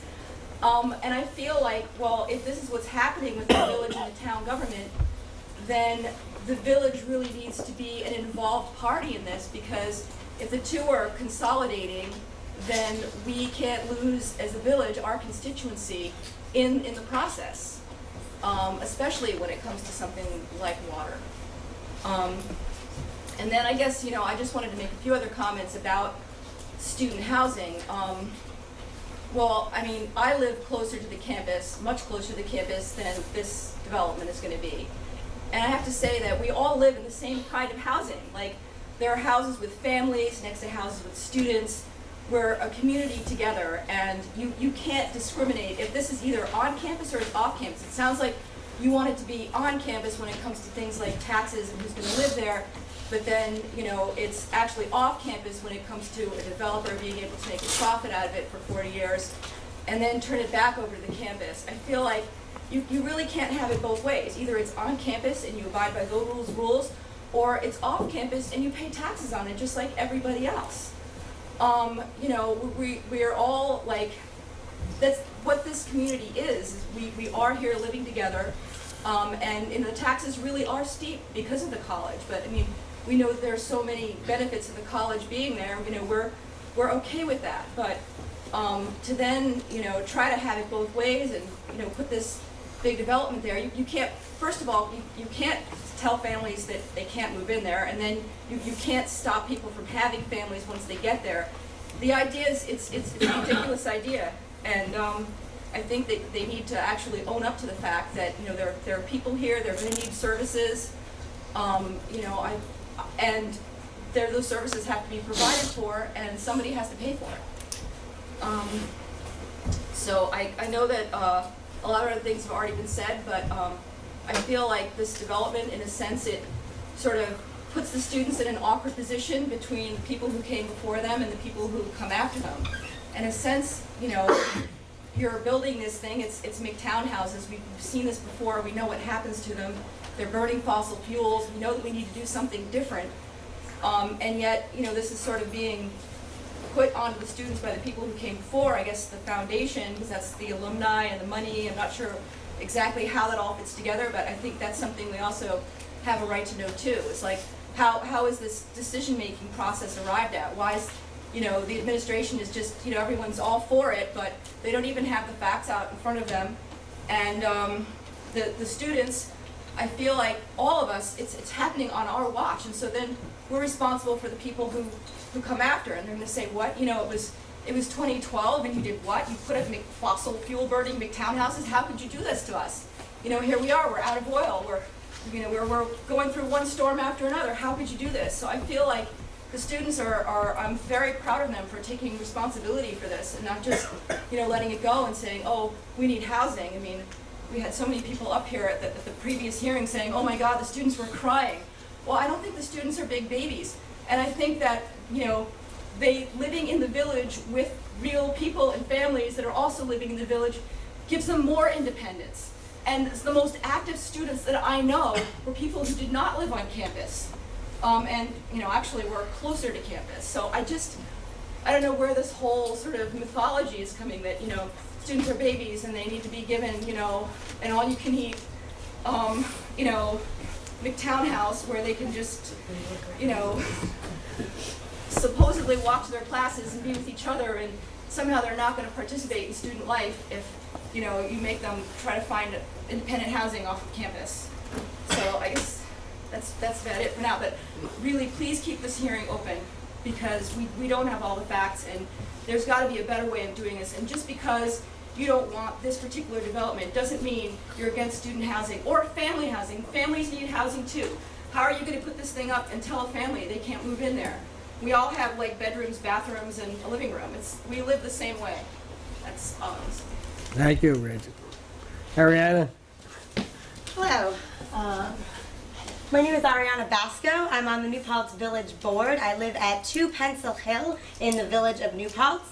And it seems to me like all of the people who are speaking in favor of this, in particular administrators, students, and faculty, are telling very nice stories and personal anecdotes which are about why this housing is so important. And it seems to me that the goal of that is to appeal to how all of you feel for these students who are not able to get housing in our community. And while I absolutely agree with the fact that we need more housing in this community, we need to look at the facts. And we need to look at the solid facts and not just the ideas that people might be upset. Because I agree with Rachel. I wasn't a baby, and I don't think any of these people here are babies. So I'll tell you a story as well, though. I came to New Paltz as a student. I had a wonderful on-campus experience. I lived there for all 4 years of my college experience, except when I was studying abroad. I was a resident assistant, so I lived in the dorms, and I participated in the dorm life, in the campus life. And I took on leadership roles where I did learn about, you know, how to be basically where I currently am, which is a leader in the community. But I don't think that I needed to be on campus in order to do those things. And in fact, I actually learned a lot more about it after college when I was working with the community and living in the community. You know, and I find it very easy for people to stand in support of this project when they talk about these individuals, and you know, and some of the students who spoke over there saying that concerns are being met. You know, I understand that when we talk about individuals who want to come live in our community, we are reducing the idea that commuters are commuting here, but we are increasing the traffic here. And there's no way about that, because my story was that I lived in Lenape Hall, which I was very glad that Liz brought this up as well. I lived in Lenape Hall the first year that it was open. It was great. It was wonderful. We had our own bathroom. We didn't have to share as the whole hall. I felt like I lived in a hotel. There was absolutely no community there whatsoever. No matter how hard the RAs tried, it was that's just not the vibe that the building itself provided. The doors automatically closed. We painted bricks to hold them open, and that was because of the air conditioning units that the students now had in their own rooms, and the idea that we didn't want to be heating or cooling the whole building with what each person set theirs to.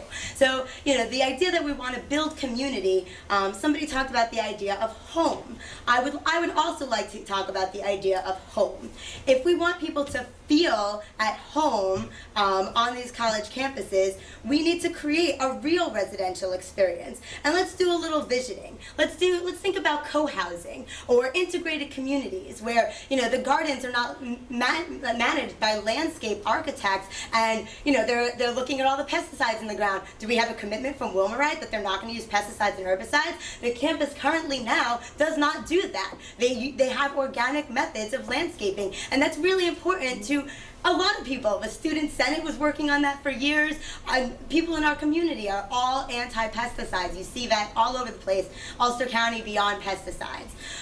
So you can see those signs up. So when I think about these things, what kind of commitment do the community members have? And if we're going to put in campus community gardens, can't we have something like what the Students for Sustainable Agriculture has, where we have gardens that the students actually work in and learn anything about how to be one with the planet? We have so much in our community to offer along those lines. And the DEIS talks about these community gardens, and I just wonder, what are they going to be used for? Where will these plants even be coming from? And people, some of the campus architects I've had these conversations with, and I know that they're thinking about, indigenous plants and stuff like that. But this isn't a campus project. So what are we doing?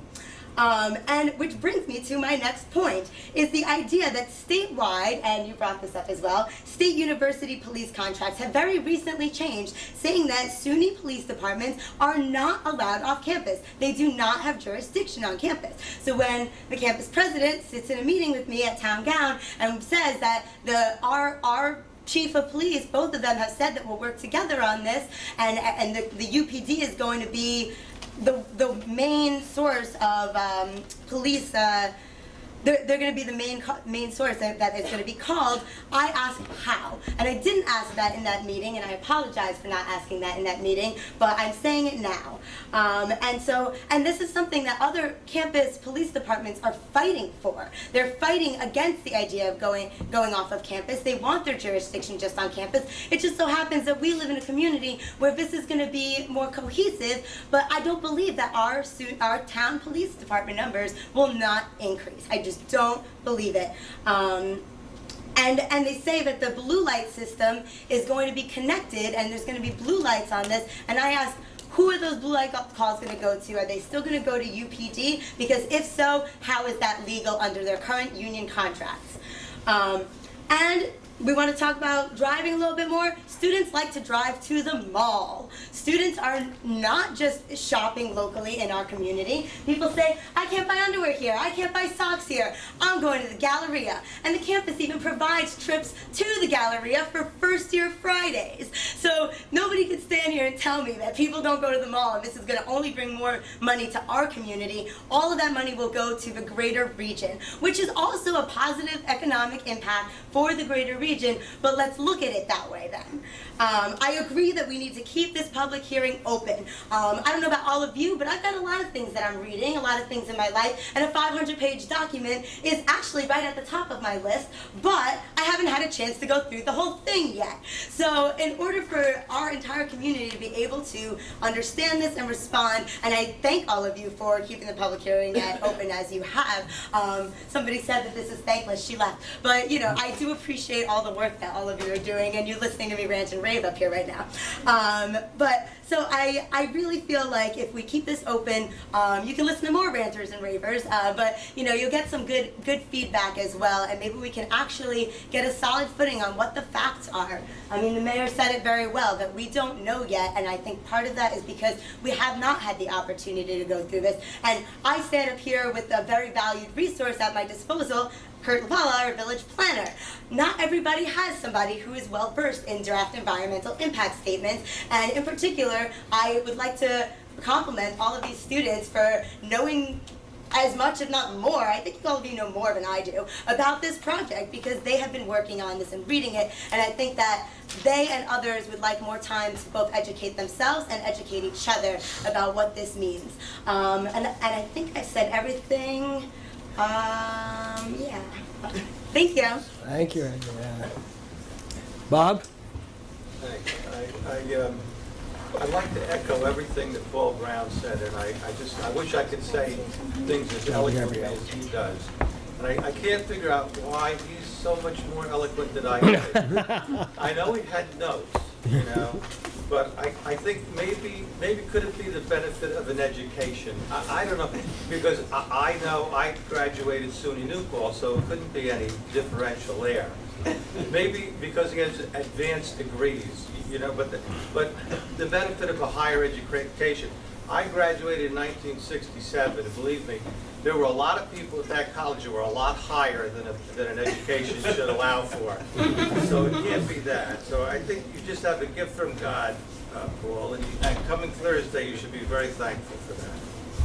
So I would like to add my support to Paul's comment. And also, I certainly haven't researched any of this the way a lot of these people have, but I would be remiss if I didn't bore you with 5 seconds and tell you what my concerns are. My concerns are that we have lots of landlords in our town and village. Good ones. And if we make a proposal where we're handicapping our good landlords in competition with someone who's not paying taxes, that's unfair. And I hope that your EIS would certainly look and address what those fiscal implications would be. They're significant. The other thing would be that besides the fiscal implications, what would happen if we have this project opens floodgates and have a complete oversaturation of the markets, which would further complicate the handicap to our good landlords. So you'd have a real vacuum, and only one guy that can afford it. Everybody says, "Oh, the landlords." The landlords, people don't realize, are strapped with a myriad of costs: mortgages, taxes, all sorts of costs, so that the margins are very slim. And that you take away that tax margin, and you got a real problem. It's a significant problem, and I hope you guys will address that in your studies. Secondly, every corporation, when it sets out, gets a corporate purpose, what they're going to do, and I hope you guys have significantly looked at all the corporations and the college foundation. Look, every college in the United States provides housing for its students. I mean, that's a given, and there's nothing wrong with that. As a matter of fact, it's admirable. But when colleges start providing for competition with private business, again, our landlords, we have to really, we owe it to our tax-paying landlords to really significantly investigate those concerns. And the last thing I have is, by my cockamamie standpoints, I would think if you got $35 million in improvements, you probably took about $1 million cash in taxes, revenues. $1 million is a lot. If you just, it's not valid, but it's a starting point. If you said, you know what, every cent we pay is across the boards worth something in taxes. So if you've got $1 million and the demands for services remains the same, you're taking $1 million out. $1 million, let's say 400,000 for the police department, 600,000 for the school district. You're talking about 3 police officers and maybe like about 3 or 4 teachers. So are we prepared to right now make a list for future? We're talking about sustainability. Let's talk about the future. Let's talk about in 5 years. Let's pick those 3 cops we're going to fire today. And let's pick those 4 teachers we're going to fire today. Because we'll be doing the same thing in the future. The demand will go up, and we'll need those teachers, and we'll need those policemen to handle it. But we won't have the money for it because we've just denied ourselves $1 million. I hope I've explained that. Have I explained that? So, okay. Then that's it. Thanks. And anything else, if I didn't explain it, I refer to Paul. Okay. Thanks, Bob. Thank you. Marty, we're sitting there. You are. Yes, so first of all, I'm glad this gentleman spoke, because even though I haven't begun to speak, I was exhausted after hearing this young woman speak. I wasn't sure I was going to be able to say anything. I have a few concerns about Park Point. Well, first of all, I'm Marty Fulham, 28 Park Hill Road. I have a few concerns about the Park Point project. First, I'll echo a number of the statements tonight concerning taxes. This project needs to pay its fair share of taxes. I don't understand how pilot works, or how much the planning board has any influence whatsoever on these tax deals that the county gives to these organizations that benefit from a pilot kind of program.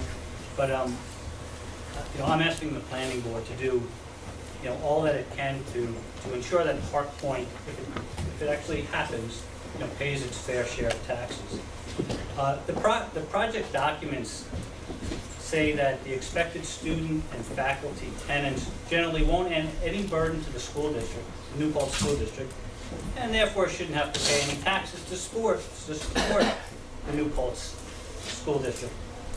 Now, as you've heard from others, that can't possibly be true. There's going to be some kids there, they're going to have to go to school. But let's just for a minute say it is true.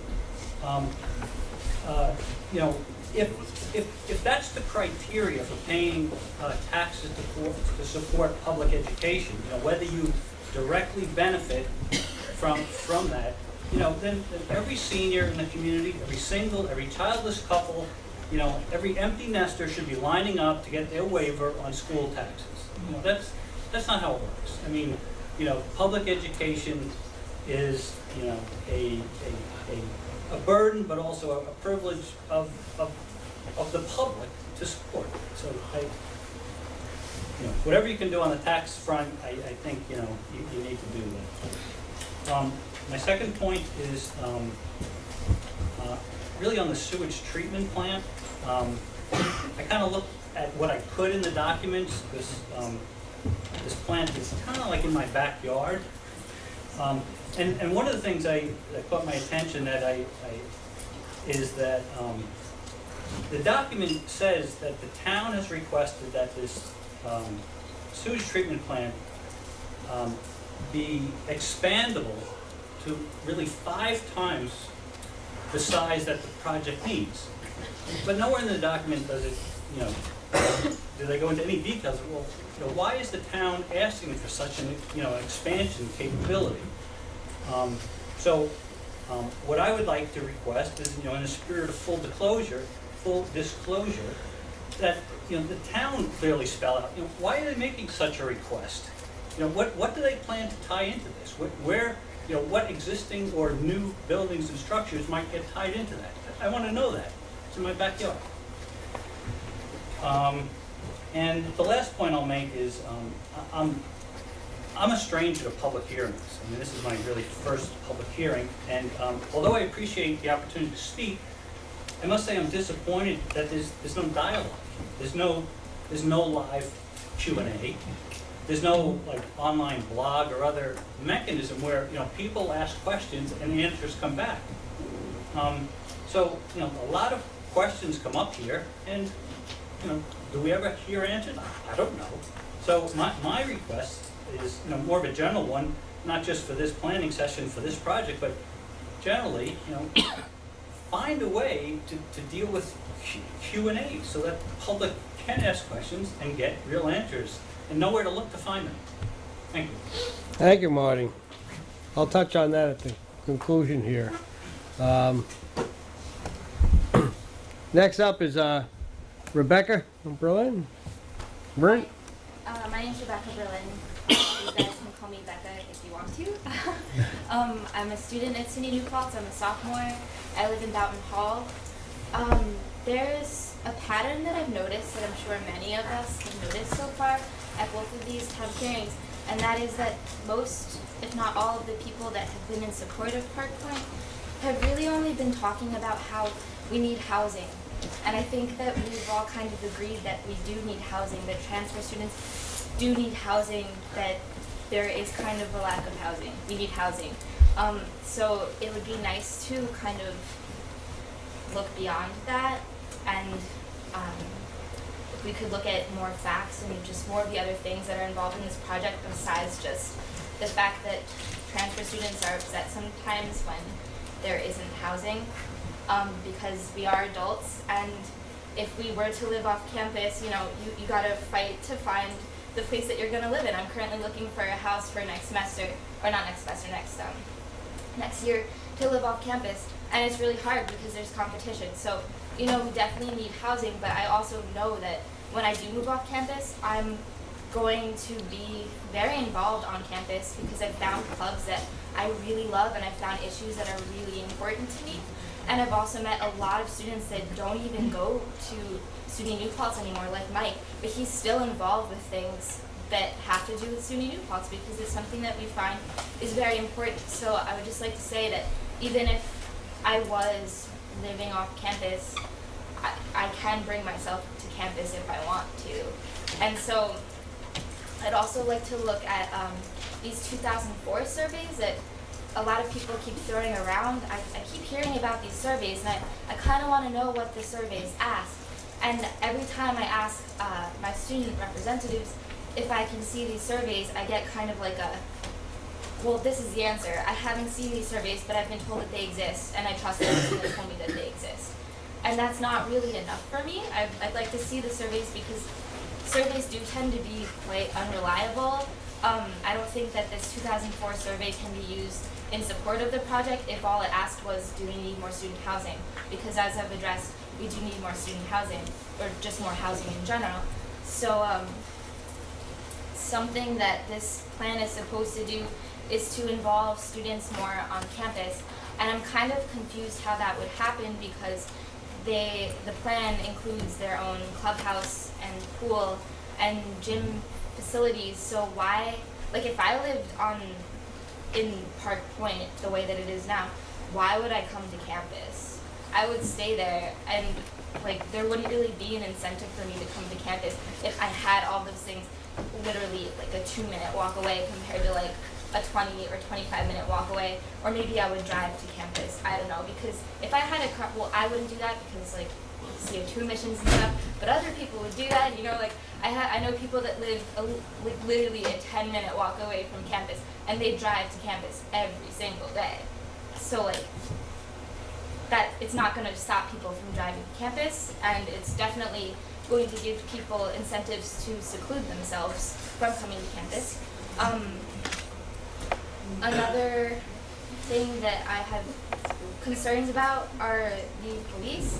A lot of people have touched on this already, but I'm just like, the president said that last time he got the okay from the police force that this wouldn't be an extra burden on the police force, but I'm concerned about that because like I have personal experience walking home at night where like I've been followed. It's like scary, and some of my friends have too. Like some of my friends have been sexually harassed on their walk home to campus, and that's just going from town to Shango Hall. That was last year. It's the closest to the town, and if these apartments are that far away, all the way south Route 32, that is a long walk, and that is a much greater opportunity to be harassed or like to get in trouble in a dark walk all the way over to those apartments. So like if the way that our police system works now can't even stop like me and my friends from being assaulted or like harassed when we're walking to campus,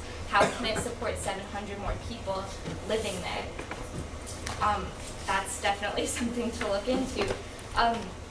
Also, these definitely are luxury apartments.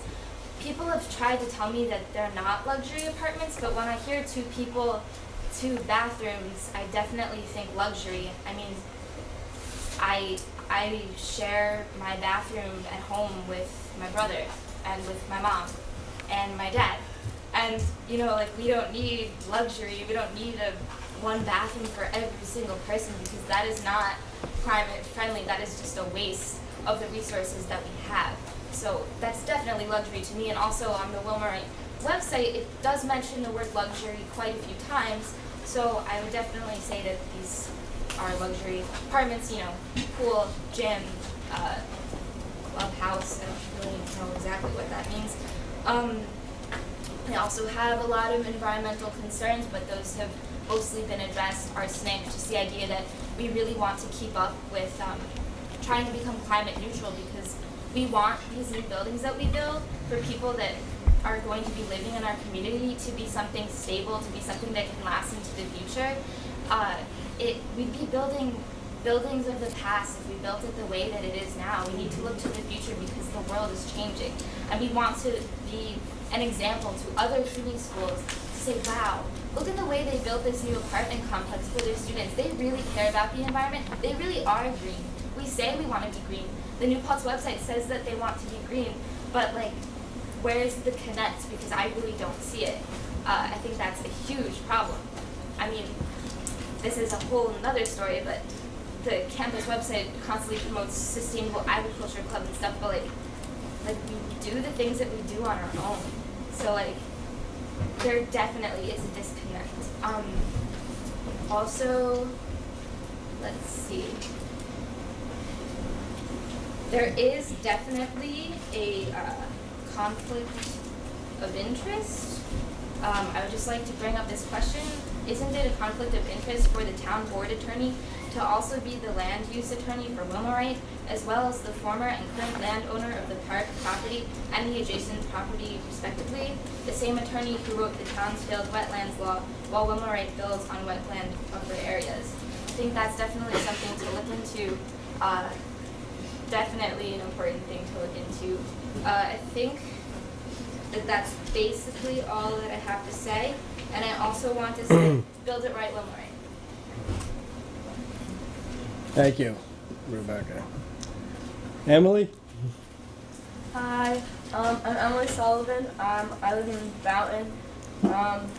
I spoke before, but I just have to speak again because there's lots of really good things being said, like you. I'm just gonna pull some quotes from the last meeting and just other ones just kind of put them in perspective. We're just talking about designing with green in mind, but the reality is that we need to be green, and if we're going to design, that's what we're gonna have to do, I guess. So we can't just say we're building, we're gonna make it green. We have to be green from the bottom up. We can't just build this, design it, and then be like, oh, we can switch this with this, that with that, some lighting, some utilities. It's not gonna work. It's not okay. And in 40 years, as we said, we're gonna be behind in certification, and we're gonna have to put more money into it. And money is money, and money. But we don't like money. We need to care about the other part of the green aspect, like the grass and the trees, and I don't know, that kind of sustenance of life.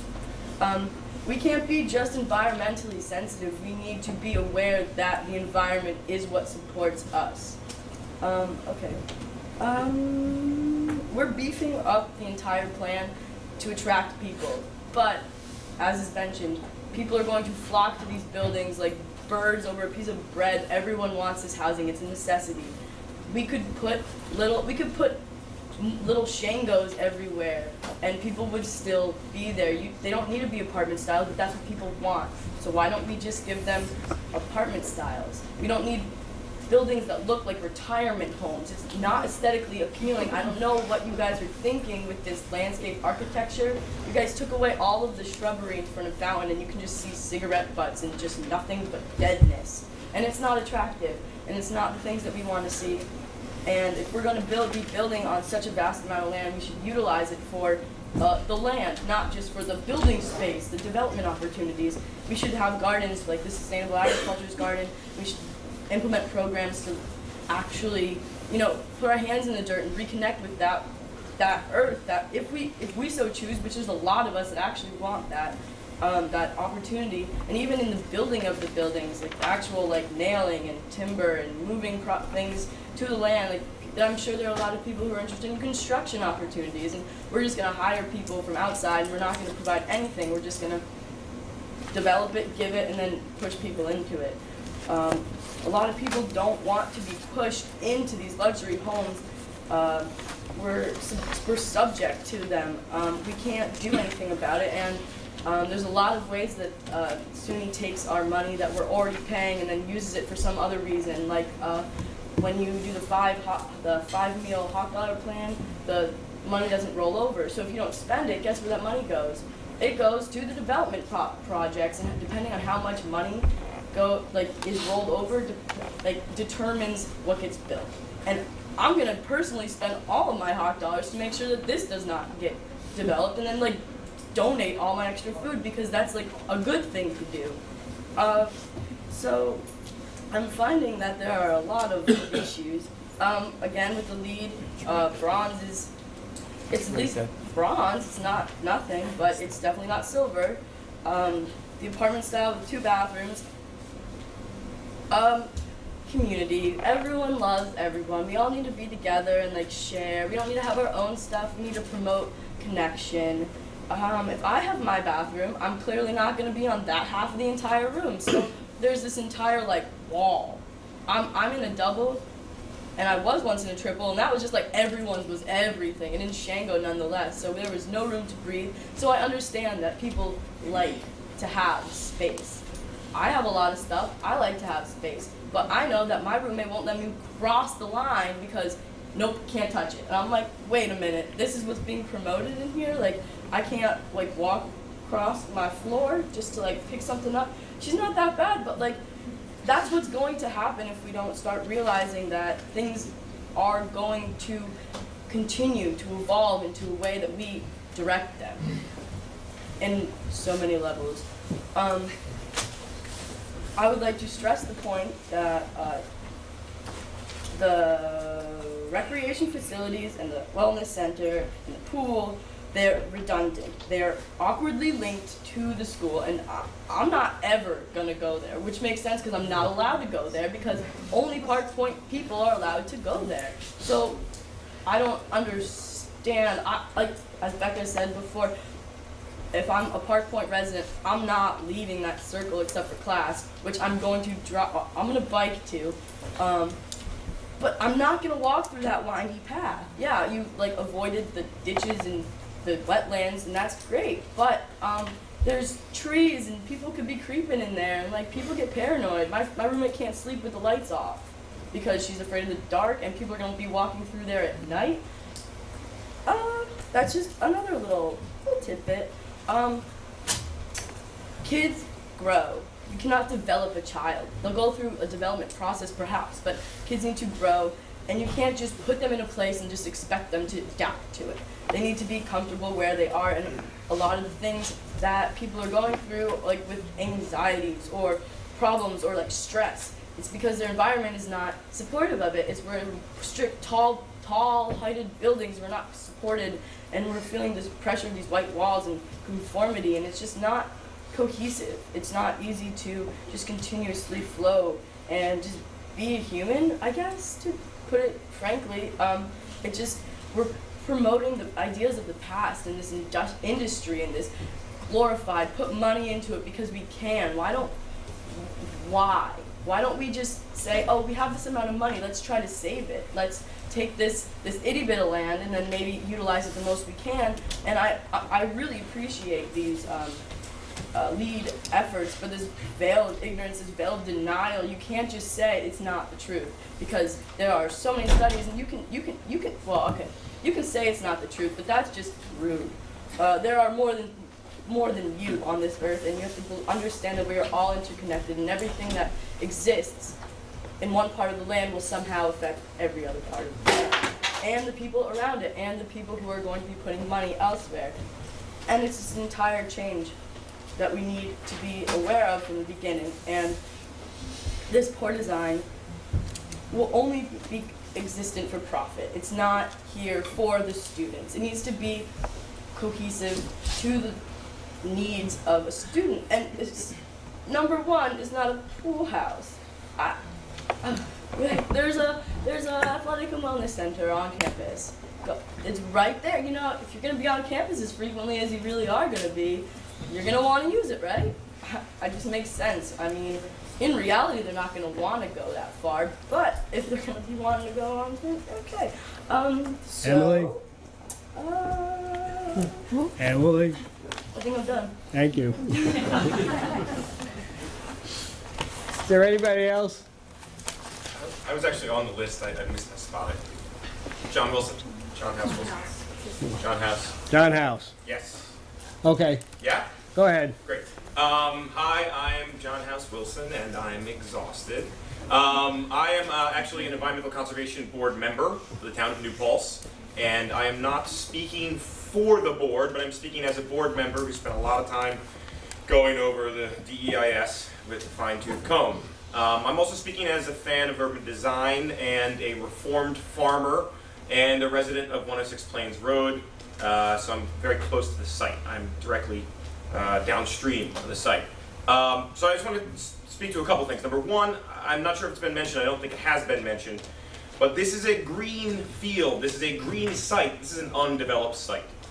And this is formerly agricultural land. Now we spent a lot of money as a town to have people tell us, have consultants tell us that we have been losing farmland. And that's kind of readily apparent.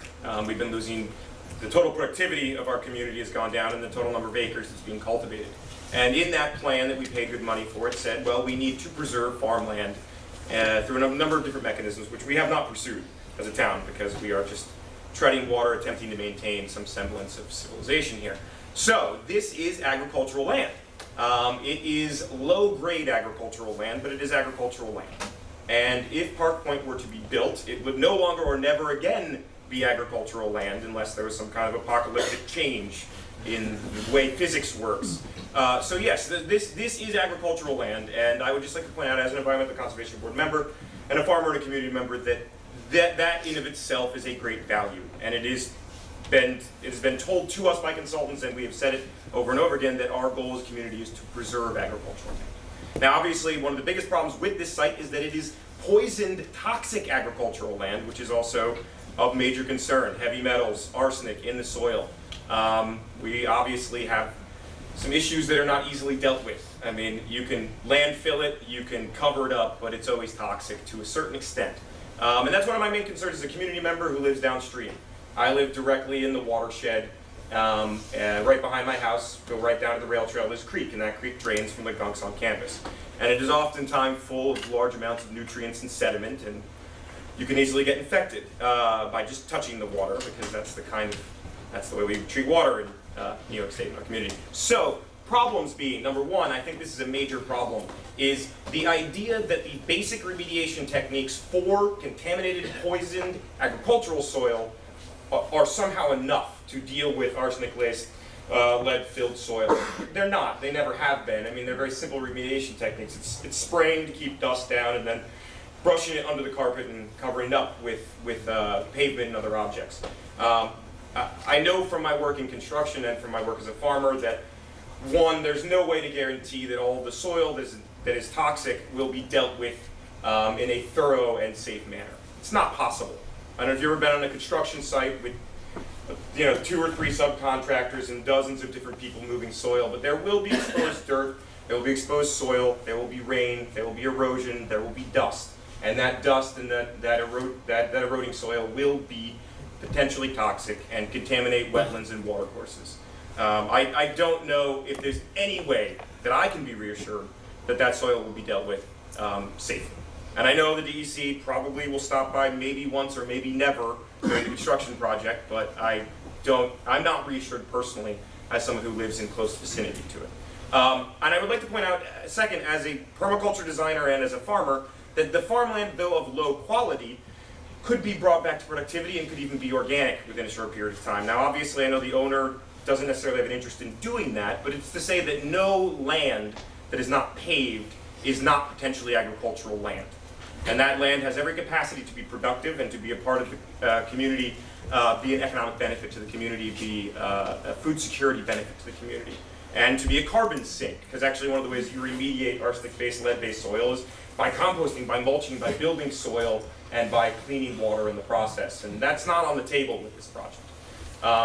So those are two concerns. As an ENCB member, I would like to point out to the community at large, but also the planning board, that the ENCB is drafting a very long letter that includes these concerns: wetlands protections, environmental, some of the renewable resources questions that have brought up, some of the basic environmental issues, and that will be sent to the planning board, and we'd love to have the community see it as well if we can. We're not sure exactly how that'll work. And then I would like to make one comment as just a fan of urban design and a fan of new urbanism. This project fails to meet all the basic criteria that I personally would like to see met if we were attempting to construct communities that actually were attractive, that people wanted to live in, and that people wanted to invest in. And the reason New Paltz is a success is because we have mixed-use, dense, 3-story buildings that have commercial and some, not light industrial, but we have mixed use, and we have a walkable community. And this is not mixed use, and this is not walkable, although it is if you're adventurous, and I would walk it, but most people probably will not. So it fails to meet all the basic criteria by which I personally, as a community member, would like to see any development have. And what else? I don't know. That's it for now. That's it. But there'll be a letter coming.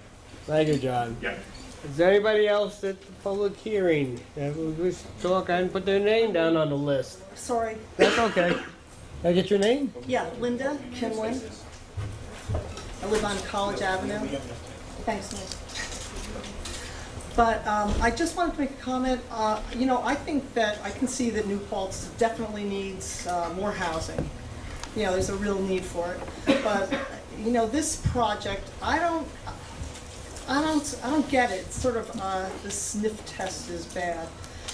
If it's for student housing, it doesn't make sense to me because there's closer student housing. You go to Main Street and you're closer to the campus. It's not connected to the campus in any kind of good way. It would be nice for just, I guess, a regular apartment building, and that would make sense to me because, it would give people some houses to live in. But making it, putting it under the guise of student housing, I guess, is what's going to try to take it off the tax rolls, and I think it should be a taxable property also. So as far as that goes. Now, I'd like to also address the sewer treatment. Living on College Avenue, we have no sewer facilities. Everything is, on our property. So if we could, I would love to be able to connect into, if they were going to put some kind of a sewer line through, or the water line, if we could put some pipes in for our community, I think that would really be great, especially if they're talking about, increasing the size of this place 5 times. It must be for something along those lines where they want to connect in the town or the village to increase the sewage capacity. So I would like to bring that up and see if maybe somebody would address that. But I'd like to see that be taxable property, and I don't see it as part of the campus at all. It doesn't make sense to me. Thank you. Thanks. Anybody else? Just to touch on a few, generally on a public hearing, we listen. That's the role of the board, is to listen to your comments. Generally, if we got into a dialogue, we'd be here well past 2 o'clock in the morning, because there are a lot of issues and there are a lot of different board members on it. But the importance of a public hearing is to get your input, your comments, your readings of the documents, and the facts that you question, or the things that you bring up that aren't included in the document. The role of the planning board is to review all that information that you bring up at these meetings, the issues that you raise, and be able to address them either answer them completely, raise other questions on it, but find the facts before it comes out to its conclusion, whatever that may be. We're 7 members, and it's a diversity of members from the town on the board. But you're a much larger group and have more opportunity to see it from different aspects on it.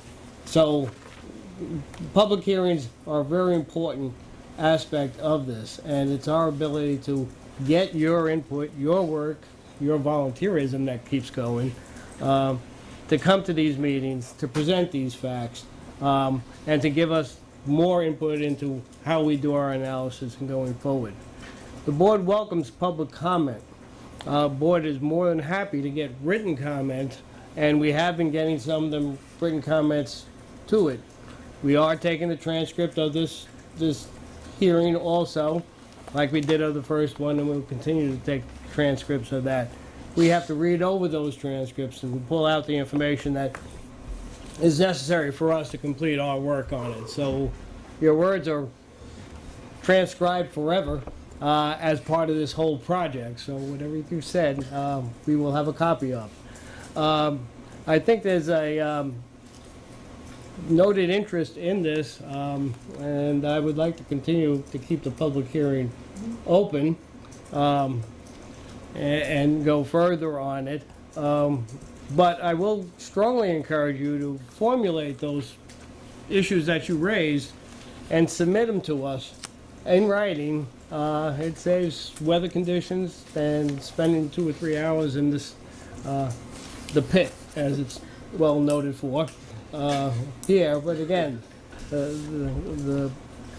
it's plan, zone, board, all one word, at Town of New Paltz, all one word, .org. The board reads those comments, gets them, immediately as you send them. Kelly's very good at getting them out to us almost simultaneously. But it's an important factor of our review process. So I want to thank you for being here, for putting up with the weather and the heat, and encourage you to formulate those because it will take... How will they get an answer, though? Right. How will that be communicated? Well, on a public hearing, we have to review, and those things that are raised as questions and issues are things that we have to address in drafting up our final environmental impact statement. We kept the meeting open. Do you want to keep it open to a date certain? I haven't gotten a date certain yet. Or you can open it to a date and then continue it if there's no new. So do we need to make a motion? We'll make a motion to First meeting in December. continue the public hearing to, when is the first meeting in December? 9th? Kelly, what's the first meeting in December? The date? 10th. Do you have to set a date? What? Do you have to? We can renew it on that date. Okay? So it's just to give a ballpark figure on it. We can renew it or close the public hearing at that time. But we want to go indefinite on that. You also have the subdivision public hearing open to be continued. Yes. There is. Continuing both to that date? Yes. So we'll make I have a motion. I'll make a motion to extend it And to... extend the public hearing for both the Park Point project and the subdivision. Second. Second. Any discussion? All those in favor? Aye. So what we've just done is kept the public hearing open through December 10th. We have 2 meetings. In between that, next Monday we have a regularly scheduled meeting, and December 10th we have a regularly scheduled meeting. We'll have other applications on the agenda too. So that's why I encourage you that I can't put the planning board in hibernation while we review this one project. There are others before us also that we have to continue our work on. So we will continue that. But again, thank you very much for coming out tonight. Thank you.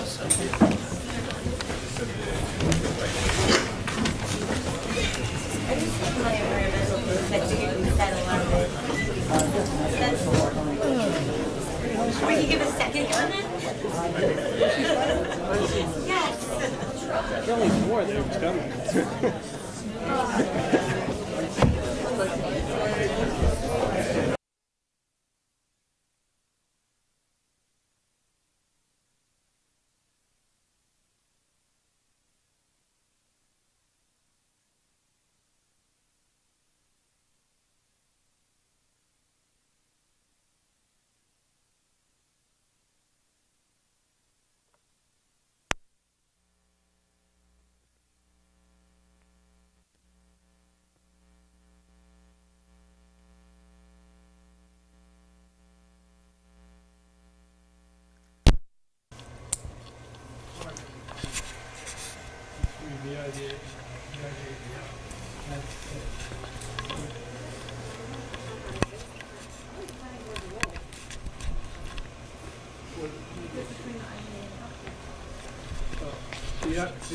The town board and other interested parties actually can provide input into the impact of a project upon the municipality so that the pilot amount can be calculated.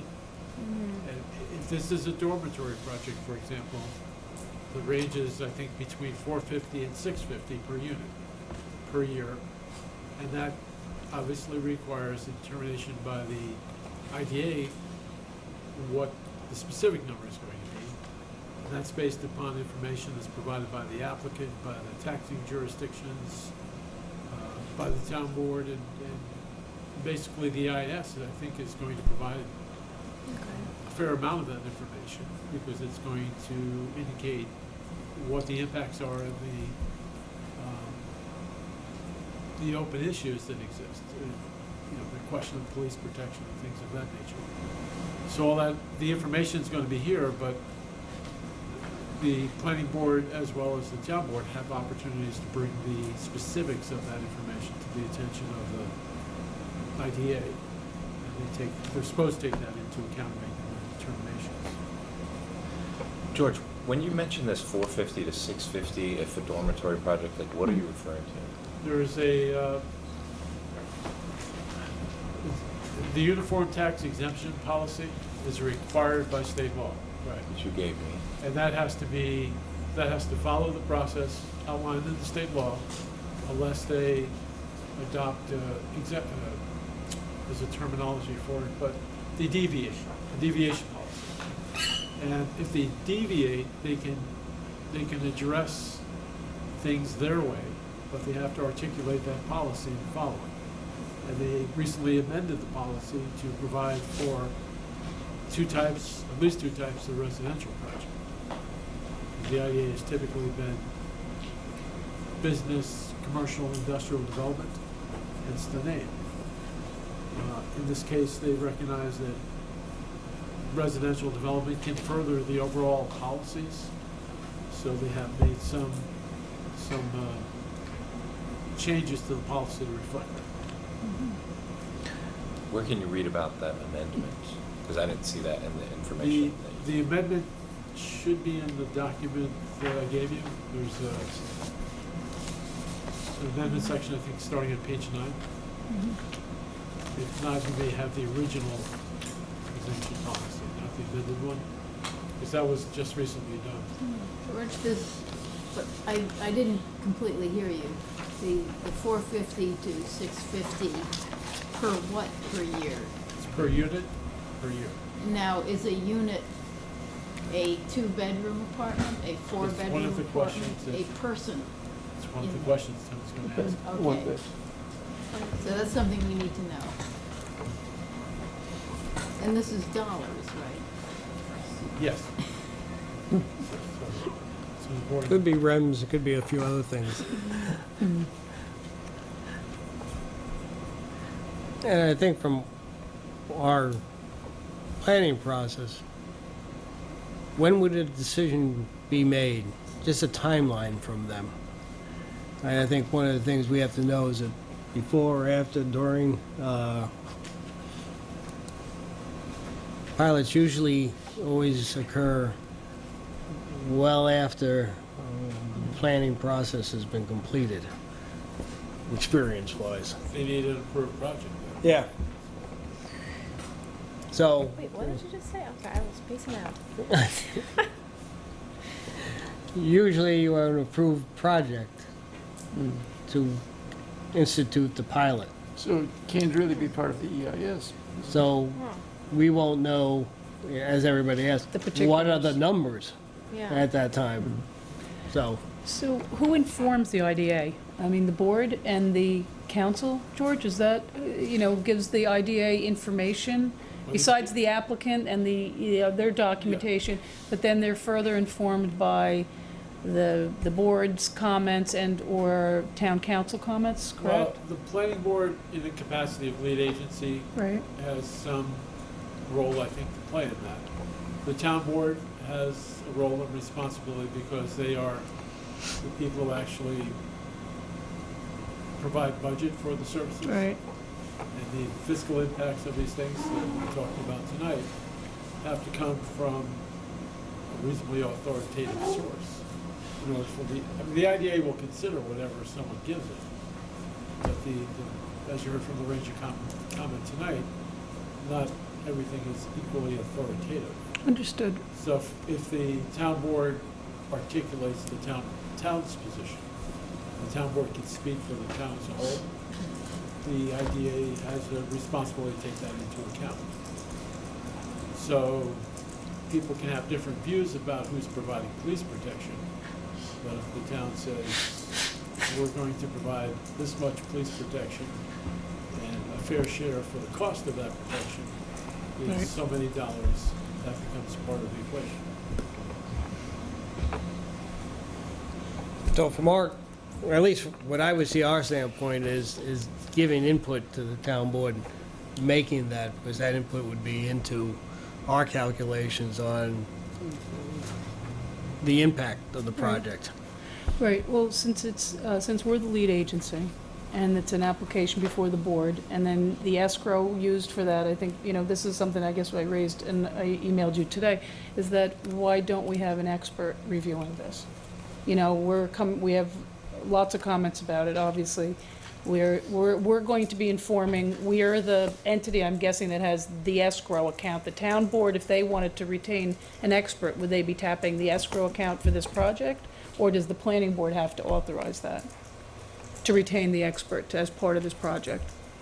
Because we don't have numbers, and that seems to be and we're gonna allow the board, town council to come up with the numbers, or, and they may have perfect, ability to do that, but IDA is gonna be looking at that, they're gonna be looking at our comments, reasonable comments, and the town council comments, but I just don't understand why we don't have an expert that can inform both the board and the town council, so that when we go to IDA, when we have comments about this, when we're hearing this, that we don't have all the facts, in front of us. I was holding, I won't say it in abeyance. I got your message there and I thought of it, but I also knew that Tim was going off on Wednesday. I wanted to get feedback from him to determine some of that information. Yeah, I'm not forward trying to with that. steal any thunder. And Tim could be quite capable to do that, but I guess I'm just posing a question as, maybe you need somebody to help you. I think the question that you're asking is not so much about the procedure for determining whether, it's more of the underlying analysis. Metrics. Yeah. That's Yeah. what we Well, I have the exact same question about environmental aspects. I mean, I feel like I've been trying to focus on it as much as possible, but we're all volunteers, we all have full-time jobs, and I wonder if it would be possible to hire some sort of environmental consultant too, just to really get another perspective on things, and maybe even, I don't know, keep the public, I don't know how these things work, but keep the public hearing open until after their comments can be more read. I don't know. Yeah, it's a big project for this town, right? Let's back up. Let's just stay on the economic one first off, okay? We're not jumping into the next one. What I was really waiting on is Tim to go there. Then I want to sit down with Susan to make sure that we're not stepping on toes on the town level either, or that she had something else in mind. So in terms of retaining an expert? Either that or who maybe is another name. But I guess that's what I wanted to do first. The question I had, my first question was, are we the entity that authorizes retaining because it's an application before the planning board, or can the town council say, we're going to retain an expert, and do they use the escrow account from the application for this? You know what I mean? Are they allowed to use that, or does the planning board have to say, we think we need an expert, and then it happens? I think we'll work together in a coordinated manner so that resources are available to accomplish things. Right, okay. I just wanted to brief, to be on board and have the town board on board with what we were doing so that we were doing it Right. together. And I would have known better, but I didn't get a chance to talk to Susan today. Right. And I knew Tim was going off on Wednesday, so I'm really Yeah. just pushing it off. No, a week. that's okay. From the standpoint of somebody who functions as a consultant in matters like this, I would certainly like to know what I was being asked to do, by whom, before I, Oh, enter absolutely, into no, a absolutely, no, conclusion. absolutely. so I think, getting this information, because it is pilot and it is primarily the pilot functions is a result of the IDA's function. So understanding that, understanding the town's opportunity for involvement will help you understand how to engage someone with expertise in the process. And the other issue that we've heard this meeting and last is the need for the metrics to be accurately calculated in a way that we agree with the applicant is a fair representation of cost, because it's cost and benefit, and we can't ask an applicant, a consultant, just to tell us what the cost is. They're going to come back and go through the same process as the applicant's consultant did and come up with a number based on their process. It would be more efficient if the town is really takes an opportunity to focus on that and try to come out with a calculation. Yeah, I guess my only concern is that time goes by, like, it's, as a consultant that does this as well, my perspective is knowing earlier rather than later is helpful. And getting a few names, whoever, it's not, I don't care about the name so much as, but getting people on board to begin the analysis. There's standard analysis that's done. So even whatever Tim finds out, they're going to be looking at certain, and then they're going to say, we need additional information in these areas. Okay, and then I'll be informed by, but there's a fair amount to look at. It's not something that they're going to be looking at overnight. And I think sooner is better, and it's kind of late right now. Yeah. Well, I feel like also it'd be useful, like I've written so many questions down from the public hearing, and I can go look them up in the DEIS myself, but it might just be great to have an outside opinion on some sort of middle ground between answering some of those questions and getting things straight in our heads, kind of. I think it's good to have an overall coordinator of the, clerk of the works, so to speak. I think we have two professionals, already functioning in that capacity, but somebody that's coordinating some of the other aspects of the project that are not your legal and or engineering. And I think that's helpful. It's a big project. There's a lot of questions, and this generates a big report from any consultants that, as you can see, just from Park Point's, consultants. But it's a involved project, has many nuances and layers. There's a lot of concern about it, and I think, it warrants some professional review to supplement the boards. I mean, again, I do this for a living. This is a big project. This is a big project. And for everybody as lay people to do it, and me working out of state, and everybody's part-time, and, and lay people doing this, it's a lot of work. It's a real lot of work. Today, I don't know about everybody else, but I talked to Kelly about it. We had 10 different emails of just comments today. Every other day I'm trying to do some kind of work and something's beeping through. It's kind of hard to get any work done with Park Point, on the agenda right now. I think there's over 25 emails I've gotten in the last 6 days on this project. Something from the town. It's pretty hard to do regular work. Well, it used to be better when 15 years ago, because you had to come in and pick up the paper and read all the comments on and I did the that projects. as well. Okay. But you could time that so you wouldn't get overwhelmed on it. I but think instant communication has something to do. Yeah. I hear what I tried, and again, what I've tried to do is to break up the major issues, and then we have to go through the transcripts and they take time to get through. We can take notes. I take horrible notes. I listen, and I see everybody else taking much better notes than me. So I usually end up waiting on the transcript to get an idea of the issues and raise them up. At least the top ones come to the list that I know of. But I think I'll flip back and forth on it. From the technical point of view, I mean, from the traffic point of view, from the water infrastructure, sewage point of view, Dave's the resident expert on it. He's also the town engineer on that, and has the resources basically to go through those areas to the things that questions come up in those areas on it that we have to address. We address them because we have the internal expertise on it. We have traffic consultant. We did have Spider, who's, I guess, feeling poorly today, on the wetlands issues. He did issue a report out. That everybody's got the copy on it. Talk about a few issues, and I wanted to in here tonight so we could go over those issues to get them on the forefront on it for those areas. A lot of the other areas, George is putting together the, I'll call the outline of an FEIS to make sure that the issues that have been raised that we're addressing somewhere along the line on it. So we got open. So he's the keeper of the open issues, I would kind of say it on it, although he doesn't know that yet.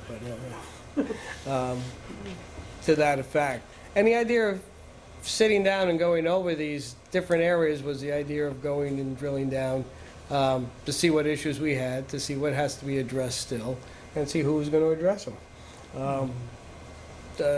If we come down to the spots where and I agree with you, the fiscal impact and economic impact is always outside really the stuff that we don't normally do on it, but reviewing projects in those other areas are things that we generally do now. I'm very familiar with pesticides, I guess, if that was one of the pieces of the environment. I guess my thing is, this is such a giant project. It's nothing against it. I mean, everyone here is so much, tons smarter than me. If this is such a huge project for our town, why not just take our time and just have some other, as many expert voices as we can get to weigh in? That's how I feel about it. And it's not to, I think, I'm echoing what Augusta says too, because I think the thing is, it's not as a slight to our professionals. I think if you have the pesticides covered, that's great. But in most large projects that I've been familiar with, I'm going to call it almost like a clerk of the works. It's not called that, but it's somebody that, and it's often functioned like this, and on many large projects that I've been involved in, is that there's somebody that's sort of coordinating it, that's a little bit outside. There's outside specific areas that's bringing it together. There's design involved here. There's other environmental issues. There's stormwater. It brings everybody to their best game. And I think, fiscal impact is, I think, without a doubt, and I'm not looking just to support my own profession, but I think a good planner that's involved with a comprehensive thing can really add a lot to the process. I don't think it's something that we need 90% of the time on the projects that we're hearing. On this project, I just don't understand why not. I don't get it, really. Can we ask Dave a pesticide question? Sure. I was curious about the recent college grads comment about arsenic levels at 3.9 times fed and 4.9 times state levels. What is he referring to? And it seems like isn't the issue with a lot of apple orchards, sure, there may be high levels of arsenic in certain spots because that's where they filled up the tanks for the pesticides, but what is he referring to? Is he referring to the highest spot in a certain section of the orchard, or is it an average, or what is he referring to? There's different levels of contamination. One of them is soil and one of them is water, and they're very different in that respect. I'm not sure that he's not talking about the water contamination level, which is very different from soil. There's a background level in soil. You'll find that any place, not in orchards or nothing in particular. In fact, I found it in Poughkeepsie before, where it's like the old part of town, where fires have burned down buildings, you find high arsenic Right. in areas like that. The soil testing for pesticide is, especially in New York State, has got a very strict protocol. It's been done a long time. Mike knows about this from orchards. I deal with this in other towns too. I also do this as part of our private work. The samples are taken close to the surface, and that's where you're going to get the high concentrations. If you take them below that, you're going to get the concentrations drop off really quickly. The only time that you'll ever have groundwater contamination is if you've got something like Long Island soils where it's really Porous. sandy. Yeah. It goes Right through, right. Otherwise, the heavy metals, the arsenic and the lead really binds to the soil particles. They don't go down. The only time that you really have to remediate, the time that you should remediate, is if there's a problem with ingestion of arsenic or lead. And that's either from dust during construction, which you have to manage that, or it's for small children that eat dirt, believe it or not. It's residential developments are the ones that you really have to deal with pesticides, and encapsulation is one way, moving it off-site is another. Moving it off-site is very expensive because you have to deal with it as at a landfill. So I think in the DEIS it mentions spraying with water or something. That's during construction, I Yeah. think. Some folks are getting that mixed up. Yeah. Yeah. No, I don't think they're getting, I think that's what they said it was. I think someone did, I don't know. Yeah. But, Well, yeah. So that's a temporary technique you do during Yeah. construction to mitigate. We mitigate the dust and Well, there's contradictory stuff, though, that I found going through the DEIS, because in one point, it talked about removing and stockpiling the topsoil Yeah. before everything is leveled and, you know, the main site work is done. But it sounds like you'd be scraping and removing the toxic soil, because that's the topsoil.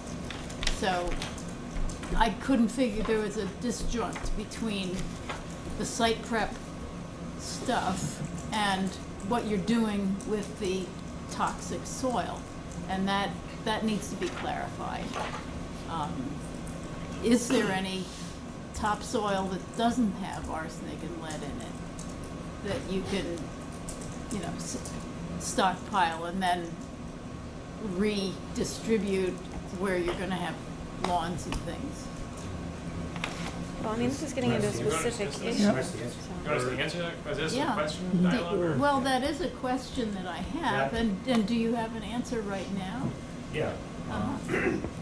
The information in the DIS regarding the topsoil was related to pesticides and herbicides, but the fundamental process is the same, where they're essentially buried. Mhm. Topsoil is essentially buried, which gets it off the surface, and, you know, less contamination.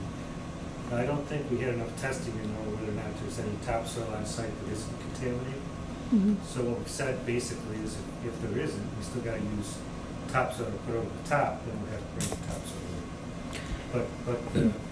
But the procedure came out when the testing got done for pesticides and herbicides. It essentially said that we need to, you know, bury the upper layer, and the upper layer, like Dave said, is where these other heavy metals would be. So the intent would be to, you know, go ahead and bury those, so then you put topsoil at the top, and it sort of takes care of both situations, if you will. But again, that's, unless you ingest the stuff, I agree with Dave, it's all over the place. Is it the EIS, or the draft EIS at page 119, 120, says the topsoil, basically what Lynn said, the topsoil will be stripped, stockpiled, used for replacement in lawn and landscape areas. Total amount is approximately 34,000 cubic yards. Minimum depth of 6 inches of topsoil will be replaced in all lawn and landscape areas. Yeah, and then if That's you read standard the other operating section, procedure, though. read the other section about pesticides and herbicides, I think it goes in there. One of the, quite frankly, one of the problems. Well, I think, One of the problems is there's so many different sections. We tried to go back and fix, each one that was related. The soil testing came in late, it's kind of the last thing we got. So I'm not sure we got back to that section.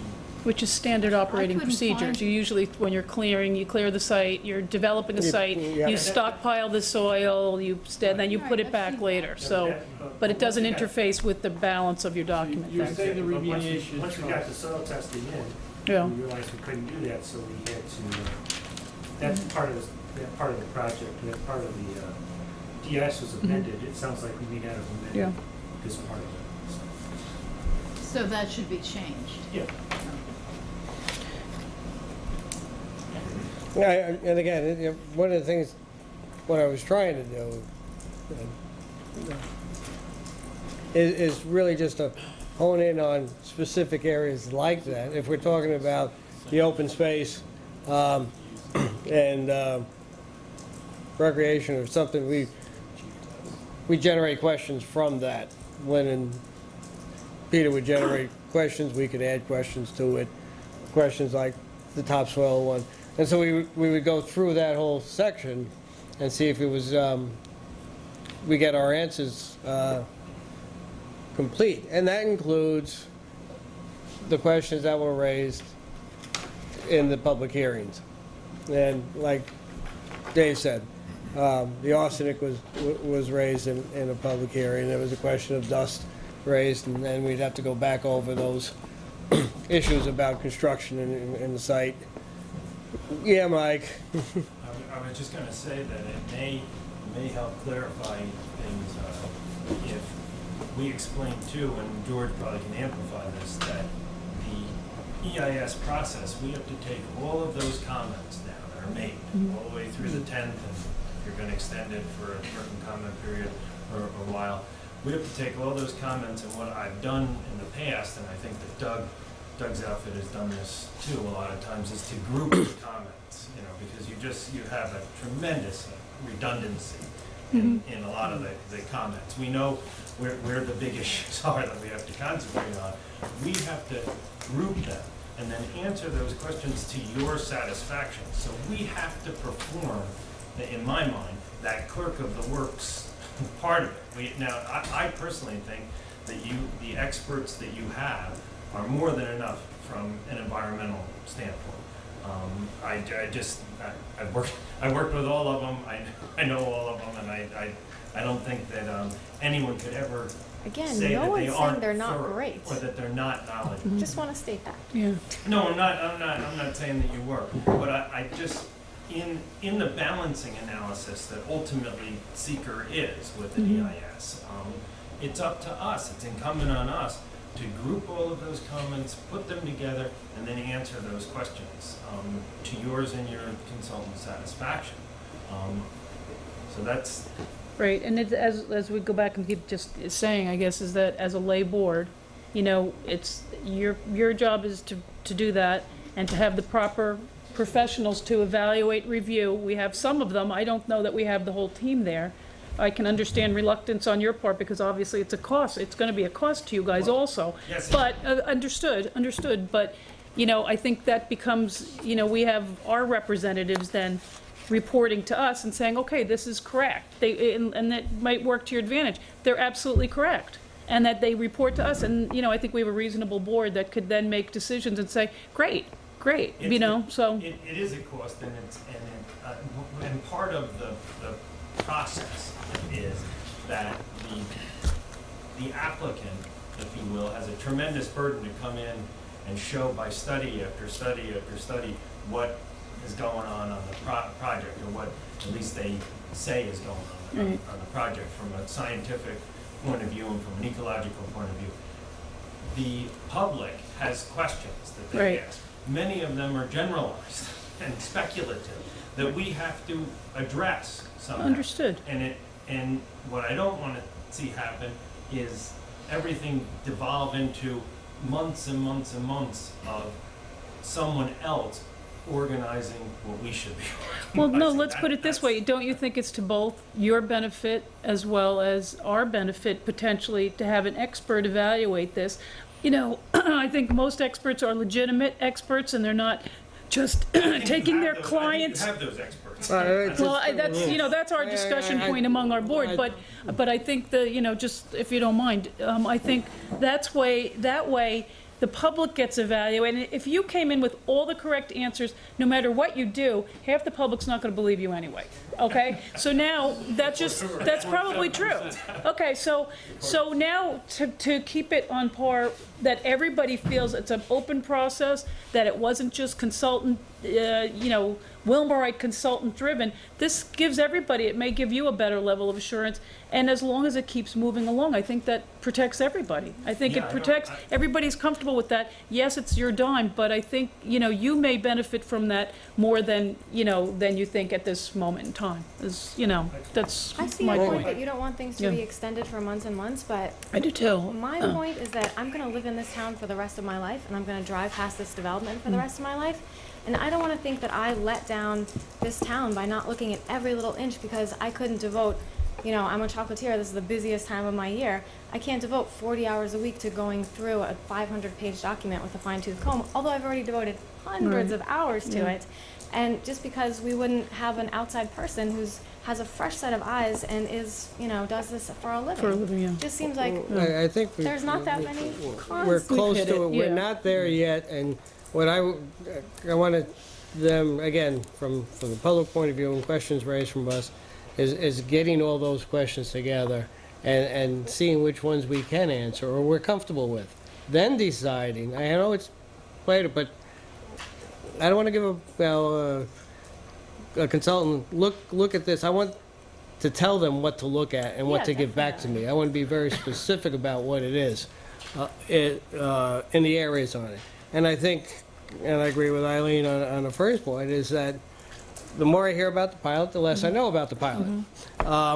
And the more it's been raised in issues on it, and the more it needs to be drilled down. And I agree that we probably don't have it, enough smarts on it, and that we should go on forward on that. But I think that I can be specific on a consultant by telling them exactly what I'm looking for. I don't know if I'm there on the other areas. That's all I'm saying at this stage of the game. I think that makes sense based on like a lot of the work that Tom's done too, where he's trying to drill down on some of the costs for the community for emergency services, and you know, he's speaking to different parties and you know, not exactly getting concise answers. But I think the key is that he's asking the right questions.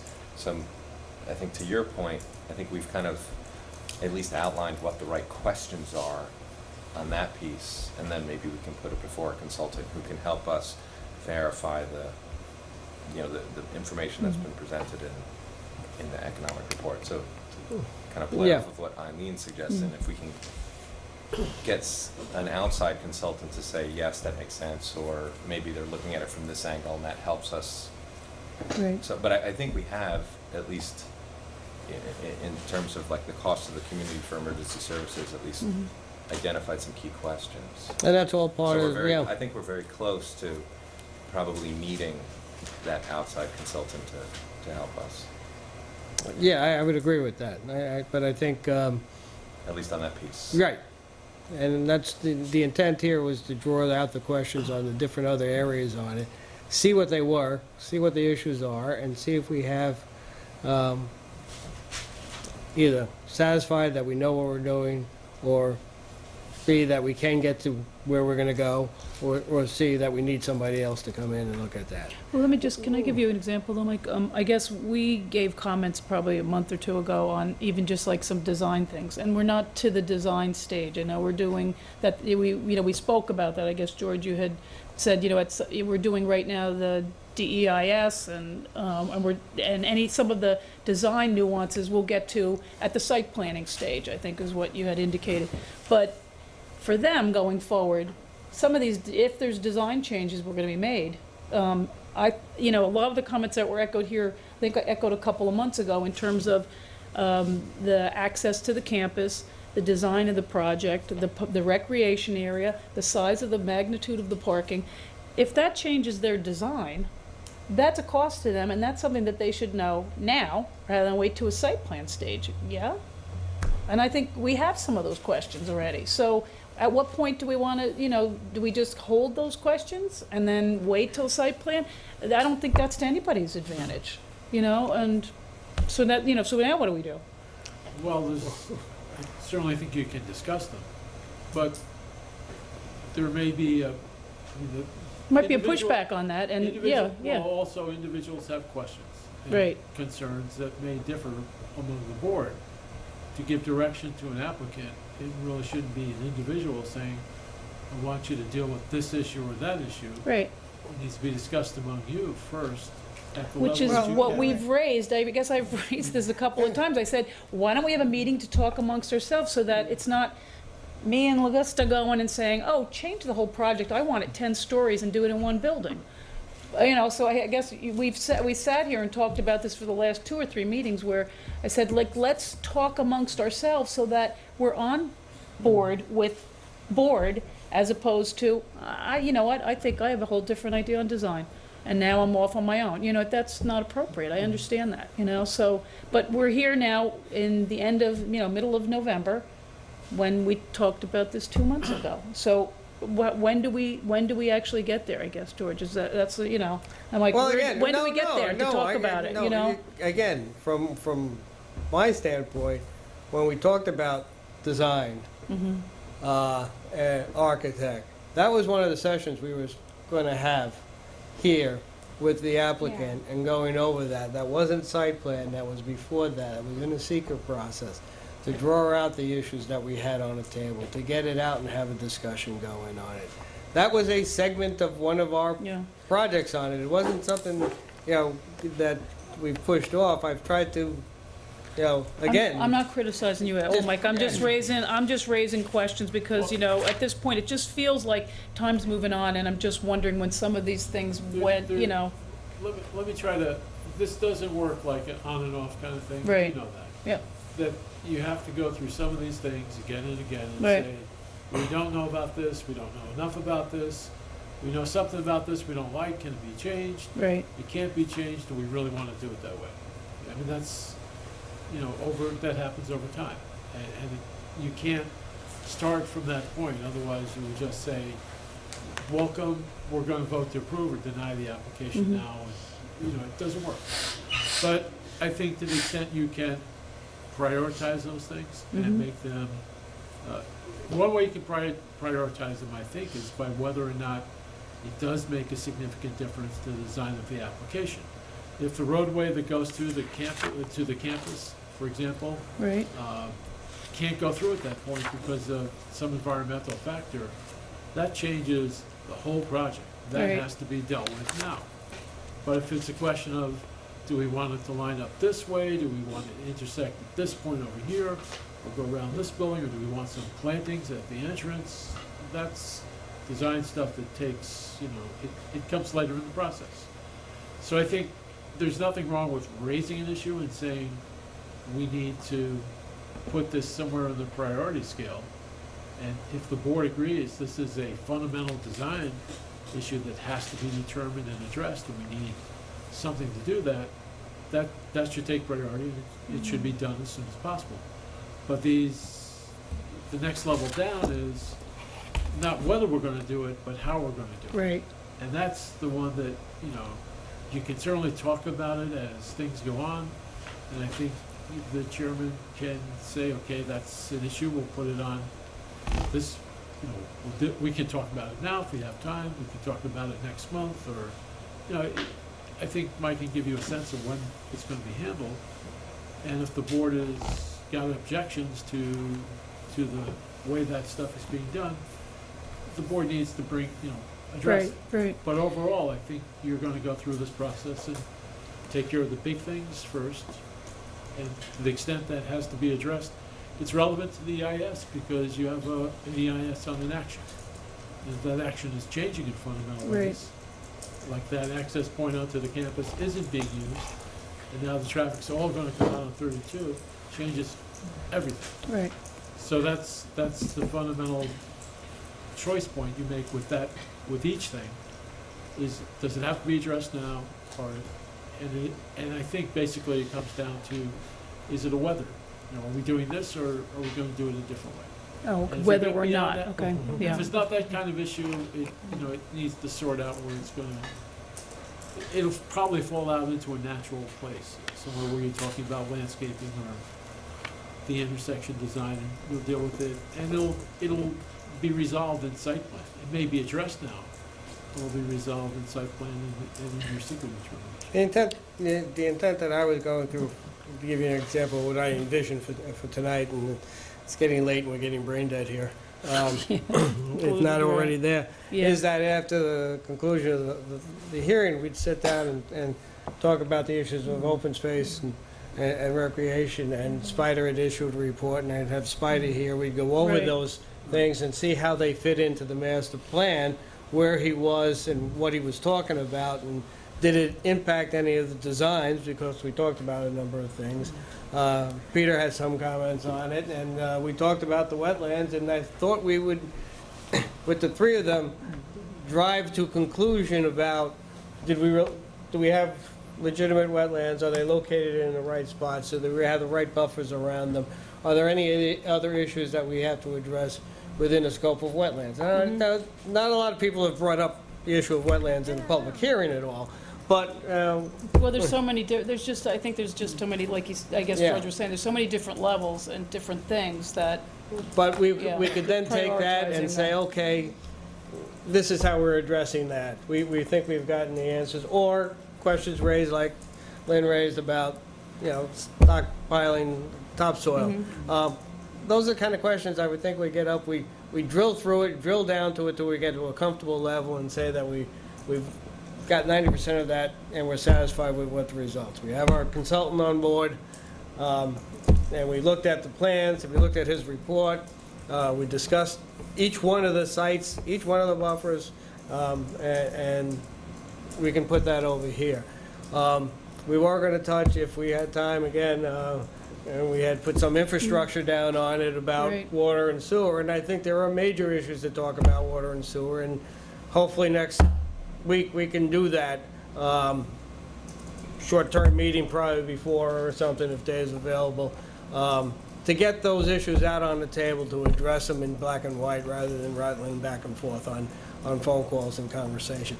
But then at the meeting, to sit down and say, okay, these are the designs, let's look over it, let's see what issues we have. If we conclude at the end of an hour and a half, we still have problems on design, we're still not there, we need somebody else. Then we can say, okay, what do we need somebody else for? To do what? So we can That's my question define. is, I don't like, okay, all right. Well, at least it get a little further along to be able Yeah. to define what we're looking for. I guess like I have questions, but I feel like there are questions that if an expert were to take a look at the DEIS, they would come up with other questions that maybe would be more relevant to the topic. You know, it's like I don't know what I don't know. Well, I think we're all in that boat every now and then, but that's why the Yeah. conversation kicks Yeah. around and somebody triggers somebody else's thought on it. Your asking questions may trigger something else in my mind, or the drill down that may hit that on that, or vice versa. Can I just say that many of the issues, not all certainly, but many of the issues are familiar. Traffic, parking, water and sewer to a large extent for the project internally, are issues that you deal with on any site plan to some extent.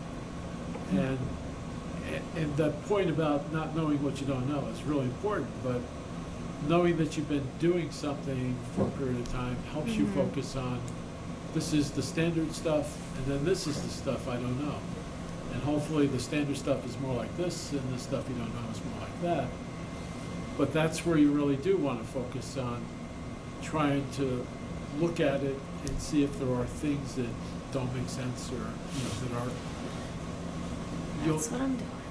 I mean, 7 people have a way of coming up with the right answer. It's like a jury.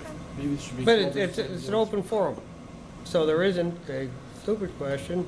There isn't, you know, and something may come out that triggers an answer there, that comes back here, triggers another question. So that's the debate going on. You get to a point where, I don't know, well, now we know we got to find somebody who does know on it. But obviously, 20 years down the road, if you drove past the project, would have thought of something else too. I do that frequently on things already in existence out there. That's where I really want to go. I think what Tim and Tom have done on the financials and pilot is we're at the stage now where we can go out and look for somebody and get, what questions we want answered. I don't want to say, let them do what they want. I want them to do what we want. And so I want them to respond to the... Of course. I mean, I think you retain, like you said, you're going to talk to the town council. They're retained to do our bidding, so to speak. We're not just letting somebody willy-nilly run off. It has to be a targeted. But I think there's a lot of standardness in that targeted study as well. Yes, the things that you would expect to have. Some of it's just normal pro forma information that they're going to be doing, and then they're going to focus on the things that the town has found different, specific to this type of a university project, maybe specific to this town, things that have been identified by the council, by the board, whatever. Yeah, I would expect that they would interview the town, the town board members. Have you done any financial analyses as the applicant that have been submitted to other municipalities?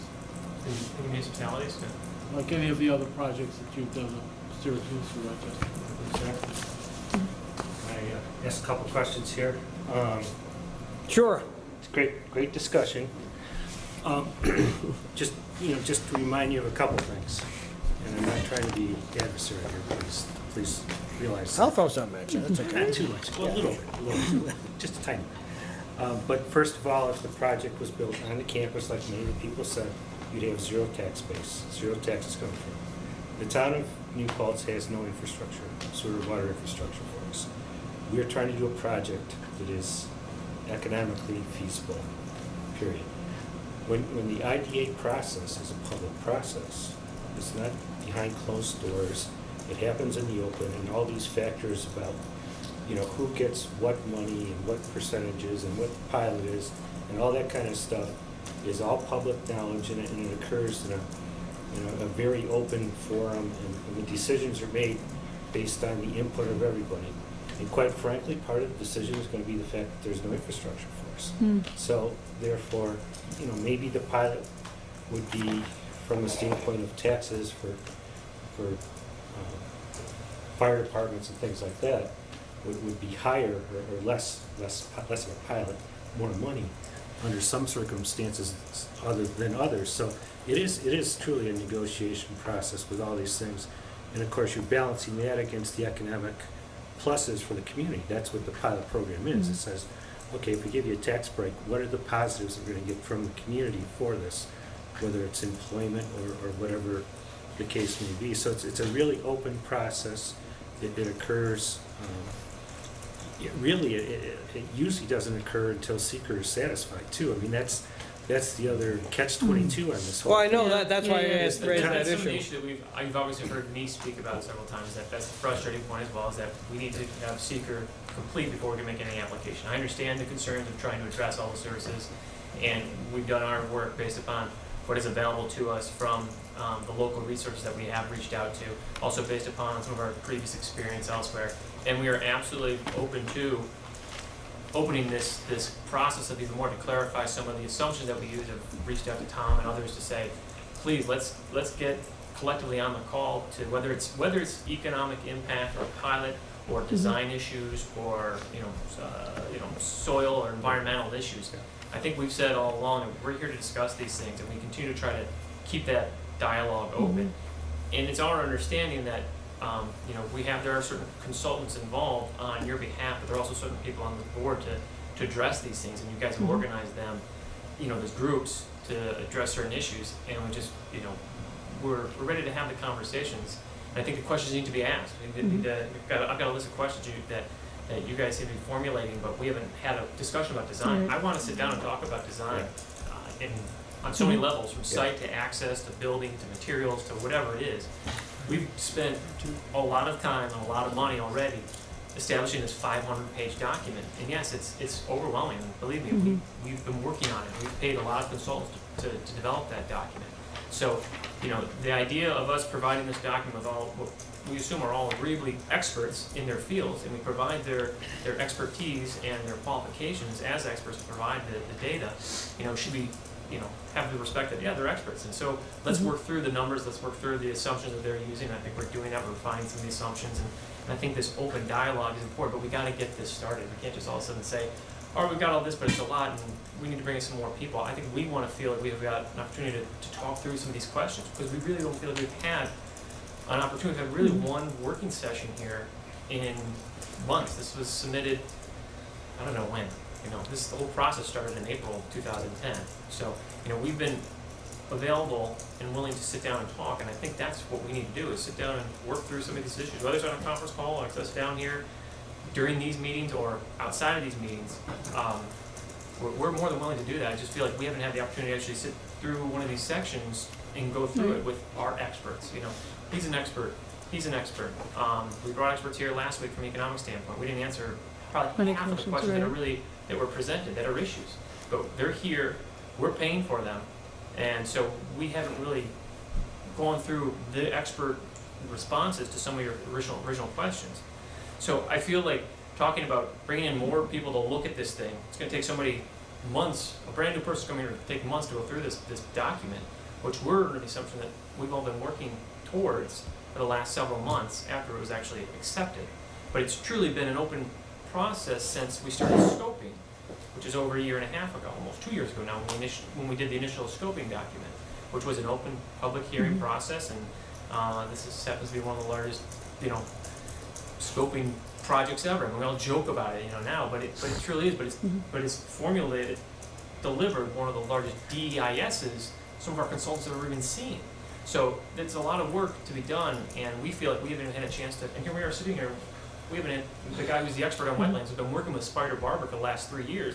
Hasn't even had a chance to answer any questions yet. So the idea of going out and bringing in more people to review this thing scares me, because we're talking about years and years of going through this process that, under secret law should, probably take, just a few months. But yeah, I mean, I don't disagree with you in terms of, I understand your frustration and everything, and I think, as a board, I don't think we have just sat just with the board to go over some of the things, because I think that's, to me, is important, so that, like we said, we're not off on a tangent. Some of us are not going in one direction and the rest of the board is in a different direction. I think there has to be some uniform thought on things, but I disagree with you in terms of another consultant coming in and it's going to be months and years later. I don't agree with that at all. This happens, you're familiar with this process probably more than anybody, and probably in any community, they get experts to come in and look at the project. So, I think, the board is balanced. Mike has already indicated that we'd be doing, if we do something like that, it would be kind of direct and targeted, and, so I understand what you're saying, but I don't necessarily agree with it. I think you're both between 2 points. Yeah. I think from Tom's point of view, he needs that first sit down on that specific area, which is what I think we need to do, to find out if we do need outside support on it, or what are the issues, or is it one board member, or is it 7 board members who are looking for something? But that dialogue, that's what I intended really to do with But Spider do we do tonight. that among our board first and then dialogue with it, or just we do it all just collectively together? Because, I don't know if we're going off, I feel like I'm talking way too much tonight, for example, and I'd rather just have a conversation among our board so that I could say, Mike, what do you think, whatever. So we go, okay, we're all kind of on this page with this, or Eileen, you're just off on this. You know what, then I'd back off then, but I think that, to me, that's a little bit different. But I also find it disingenuous to not provide you with information when you put together a big document. I want to tell you that these are some of the things that I'm still going to raise now, last month, 2 months ago, next month, the following month, and I'd like to know that there's either some board support or there's not, and then I know where I'm going with that. Let's put it that way. So, Let me before you let me finish my. The intent here was for you, and again, my perspective, I didn't clarify it well enough, is really have the discussion on the wetlands. If we came out to something that we had hit a dialogue or hit an issue, Peter's very adamant about.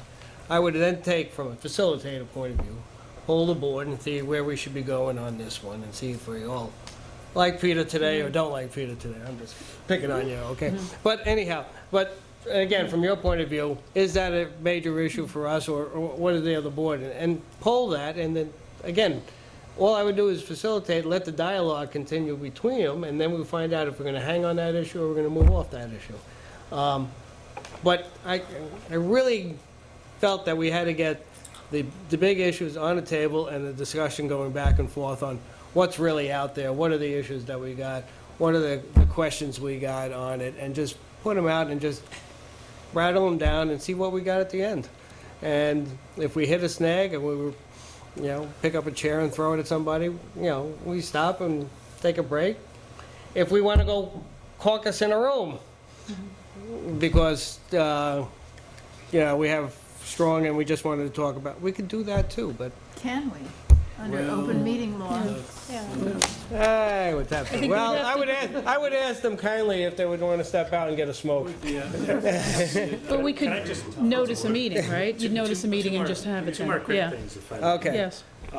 Number one is we absolutely want to have that dialogue, because the purpose of the FEIS is to answer questions on the FEIS. If there's going to be some kind of a plan change, that plan change helps answer the questions on the FEIS. So we want to submit a final plan that is much more detailed. It would be typically, with the FEIS, that would be meeting the typical final site plan requirements. And that means, a lot of work on a plan that shows all that detail. But more importantly, with respect to the FEIS, one thing you got to remember is it's your document. We will prepare answers to all the FEIS questions. You will take that. If you're going down through our answers on the economic issues and don't feel comfortable with it, you do what you feel like you need to do to get those answers in place. It's much different than the DEIS, where we submit something and we're giving it our opinions from our experts and so on and so forth. The FEIS, and you guys accept it, which means we've met the level of completeness, if you will. But with the FEIS, the answers are really your answers. We give you some information, but you have to own that document. So if you have some input that you need for anything, and by the way, I think you have, Spider seems to be one of the best ecology type persons. I could tell you, I've worked with many engineers. Dave is top of the game. I mean, he's just, you don't find guys better than those two guys in those particular areas. And we're not replacing them. I'm not. No one's suggesting that they be replaced. No, Right. no, but I'm just saying, if there are things that when we prepare the FEIS that you have still, your stomach isn't feeling good, it's your document. We'll be there before then. You do, but That's what I we fully expect. But we absolutely want to sit with each of these issues and get them discussed. I mean, one of the things I don't like about seeker is this kind of polarization that occurs, because you have a public hearing like that and everybody just asks questions. And you guys feel bombarded by this big room of negativity, or some positive, some negative. And there's no dialogue back and forth. It's not that bad, though. In my world, it's not. This isn't Woodstock. This is nothing. It was fine. A lot of questions were the same over and over again. But we have answers. But we don't, you don't really get to hear those in a normal planning board setting where somebody asks a question and you answer it, that type of thing. So If I had two people in the back and someone raised a question and we're reviewing your application, I'd hear the person out and we try to respond right then and there. Respond But right away. It just doesn't happen. in these things. For full environmental processes. So it is the one thing. It is one thing that I because the other thing is, you guys are going to prepare this FEIS and it's a lot of times people never really even hear the answers. Well, they expect the answers. It's like everything else. It's instant gratification. They ask a question, they expect the answer then there. They don't know that your question was answered in the FEIS that happened to come out 2 months down the road. Exactly. And the only way they find out is yell at Kelly, and Kelly, we answered all those questions. The document's available.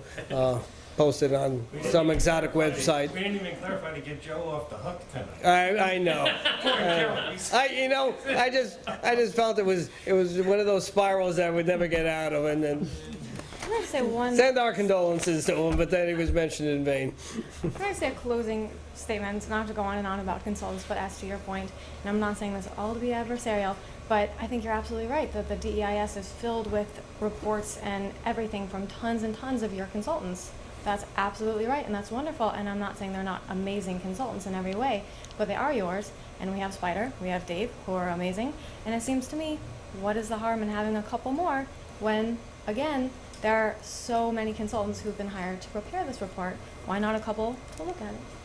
That's it. And again, my point of view is where and when and be specific. And we can't do that until we sat down and find out where we need Yeah. them. I'm not disagreeing with that. So, wait, everybody wants to get a chance. George! The applicant indicated concern that they want to engage you on some specific, what I understood to be specific questions. Do you want to work off an agenda for let them submit an agenda of things they want answers to? Well, I mean, we still have And to the extent it's design, practical, we open could- space, recreation. Mike has an agenda though, right? You got. Yes, but Yes.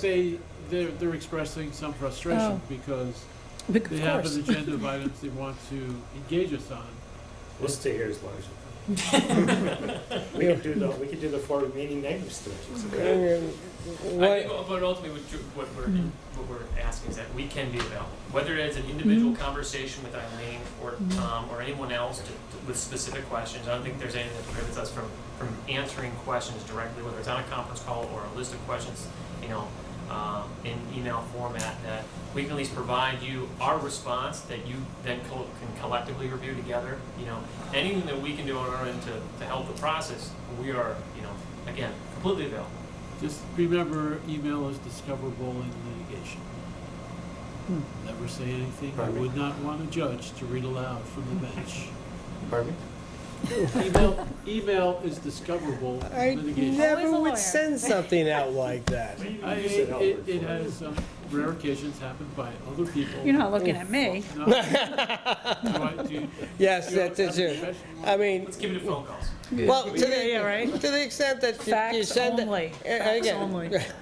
if you want to email, Will or I, or Tom or Doug, there's no harm in copying the board. Yeah. I mean, it's part of our documentation on it. Oh, wait. Oh, yeah, okay. I wasn't saying Yeah. don't email. I was saying email, practice safe email. Yeah, Insert joke here. I've heard that. I was, okay. We last week we were discussing how we could, get more comfortable with how pilots and the IDA works, and we came up with the idea of I was reaching out to the county IDA to see if we could get someone from their organization to come and chat with us, and what they suggested was that we come to them, and they're having a board meeting on Wednesday, so that's why I'm going to that Wednesday morning. Awesome. We appreciate that. We appreciate anything like that to help. So that's and then based on what Tim finds out and what it is, and again, as you heard tonight, as you heard last time, everybody's a pilot here. Don't let me pay. To the extent that we in our FEIS address what a pilot does, what's into it, what's included, how's it spread, and give input to the town board for their input to the IDA, that's what we need to do. What we're trying to figure out is how and what we have to go about going at it. And then we'll drive down to some of the assumptions on it. With that in mind, and knowing the hour, and I apologize profusely about dragging you to wonderful New Paltz in the dark in the winter. Mike,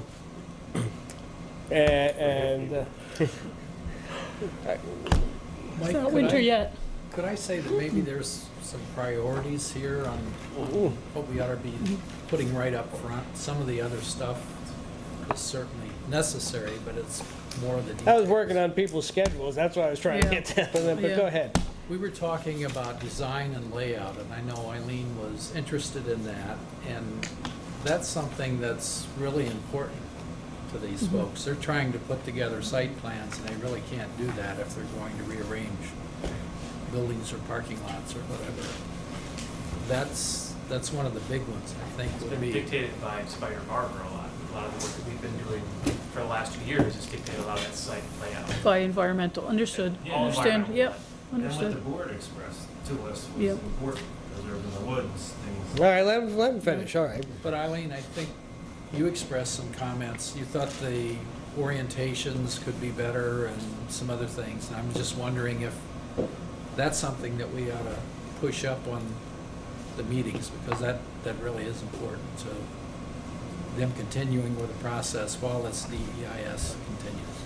I just don't know if I'm cart before the horse, again, I'd like to discuss it with the board members. And I don't, it's a public meeting, but before we discuss it, as in a collective we, because I want to see if that there's any, I don't even know if there's any point in discussing some of my ideas.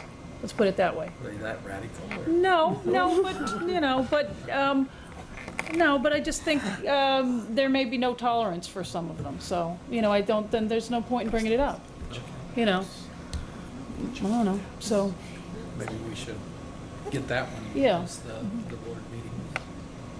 Well, that runs That's my kind of- problem is yeah, that that's I'm. run and change in your schedule, but I can come up with, I've identified a list already. I did a few months ago. I think I presented something, but I can put something, back together again. I don't want to screw up your schedule. You already have a schedule laid out.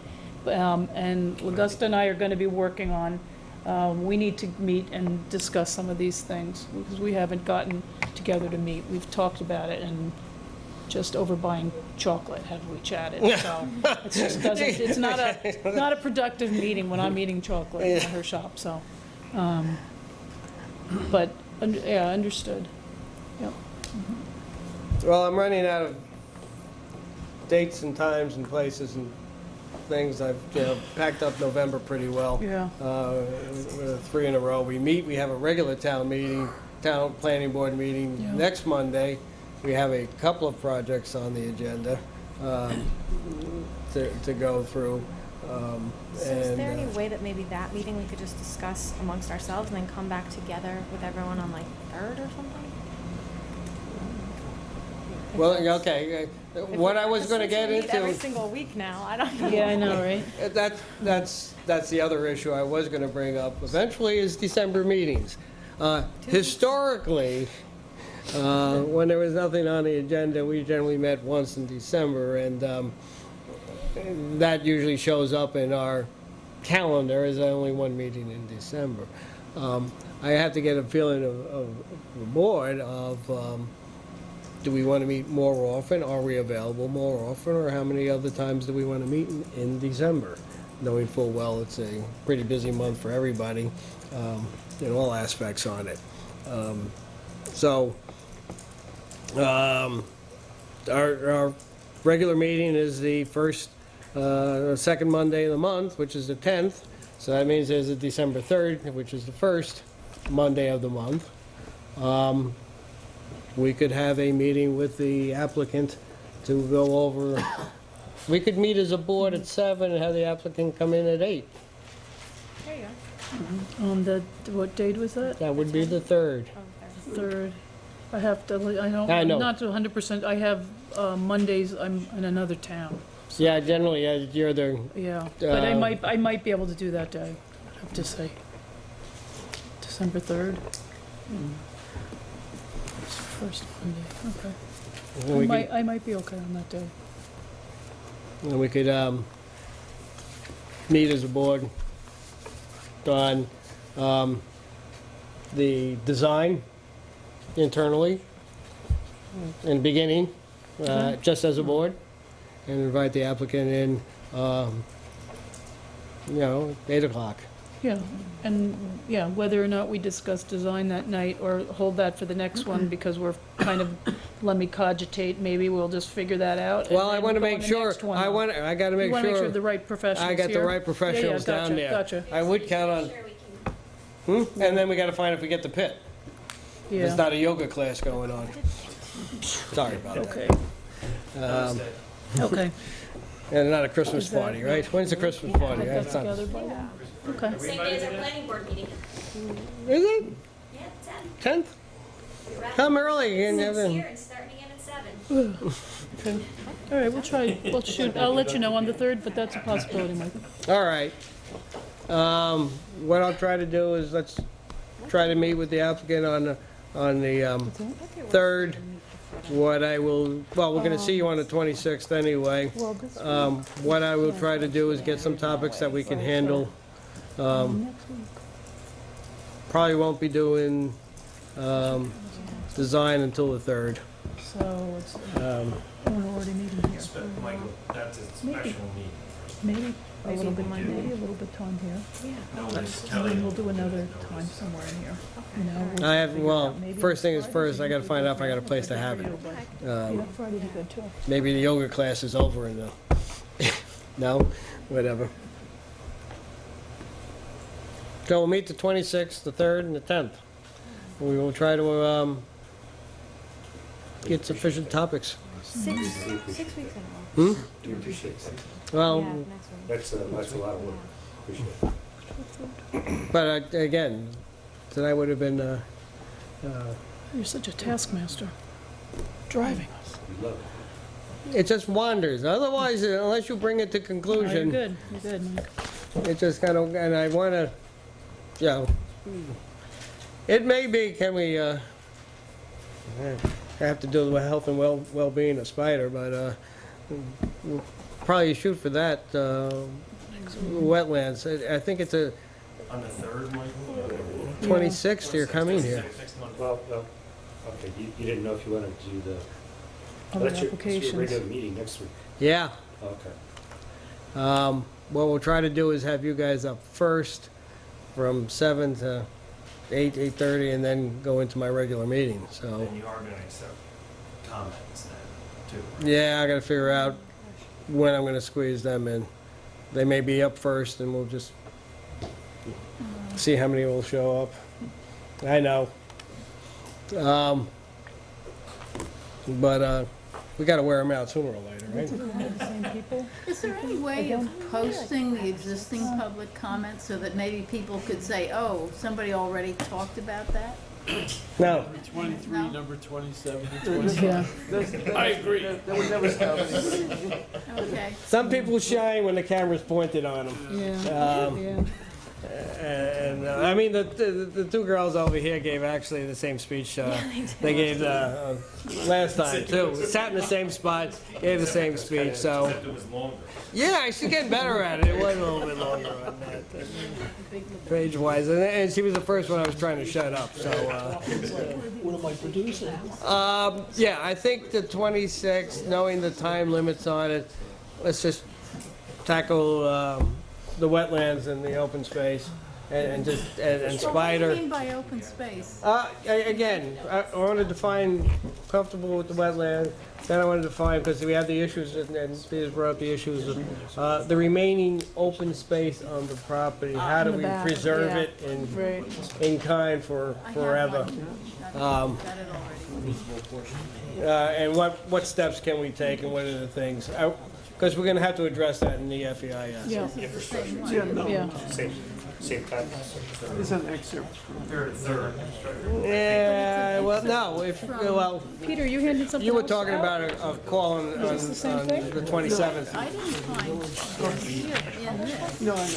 You canceled us out today, Next to- and you said next Tuesday. One more, Peter. Peter, can I have one more? This color, right? This is better.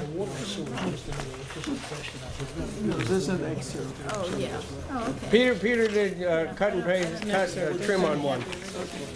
I didn't- Oh, it's front and back. Oh, I see. Oh, much better. Much better. This one's color.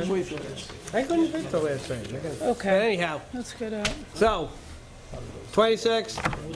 Every we'll meeting see- from now until we'll do we're open done. space, Right.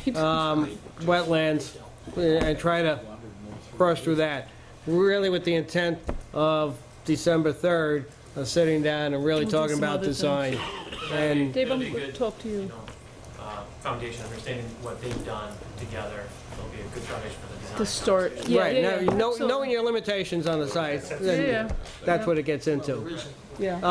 But we were talking about water and sewer as, you know, you guys want to do a conference call to get that Yeah. off the ground. No, If that's, yeah, I was just gonna say, we never said. Maybe next week or the day after. We might probably spend the night next week and then maybe we can schedule something the day after. well, think about it. Okay, let's figure it out. Dave has good coffee. Yeah, I'm gonna have to go through that again, I forget. And Go I'll that get out. some of this stuff out. And I What- forget yeah. now, you know? We can talk, yeah, but that's the twosome that we can probably knock off something relatively We quick. have to make a motion to close the meeting? Make a motion? So moved. Okay. All in favor? Second, I don't think you need, I gotta go Robert's rule. I don't think you need a second. Yes, we're done.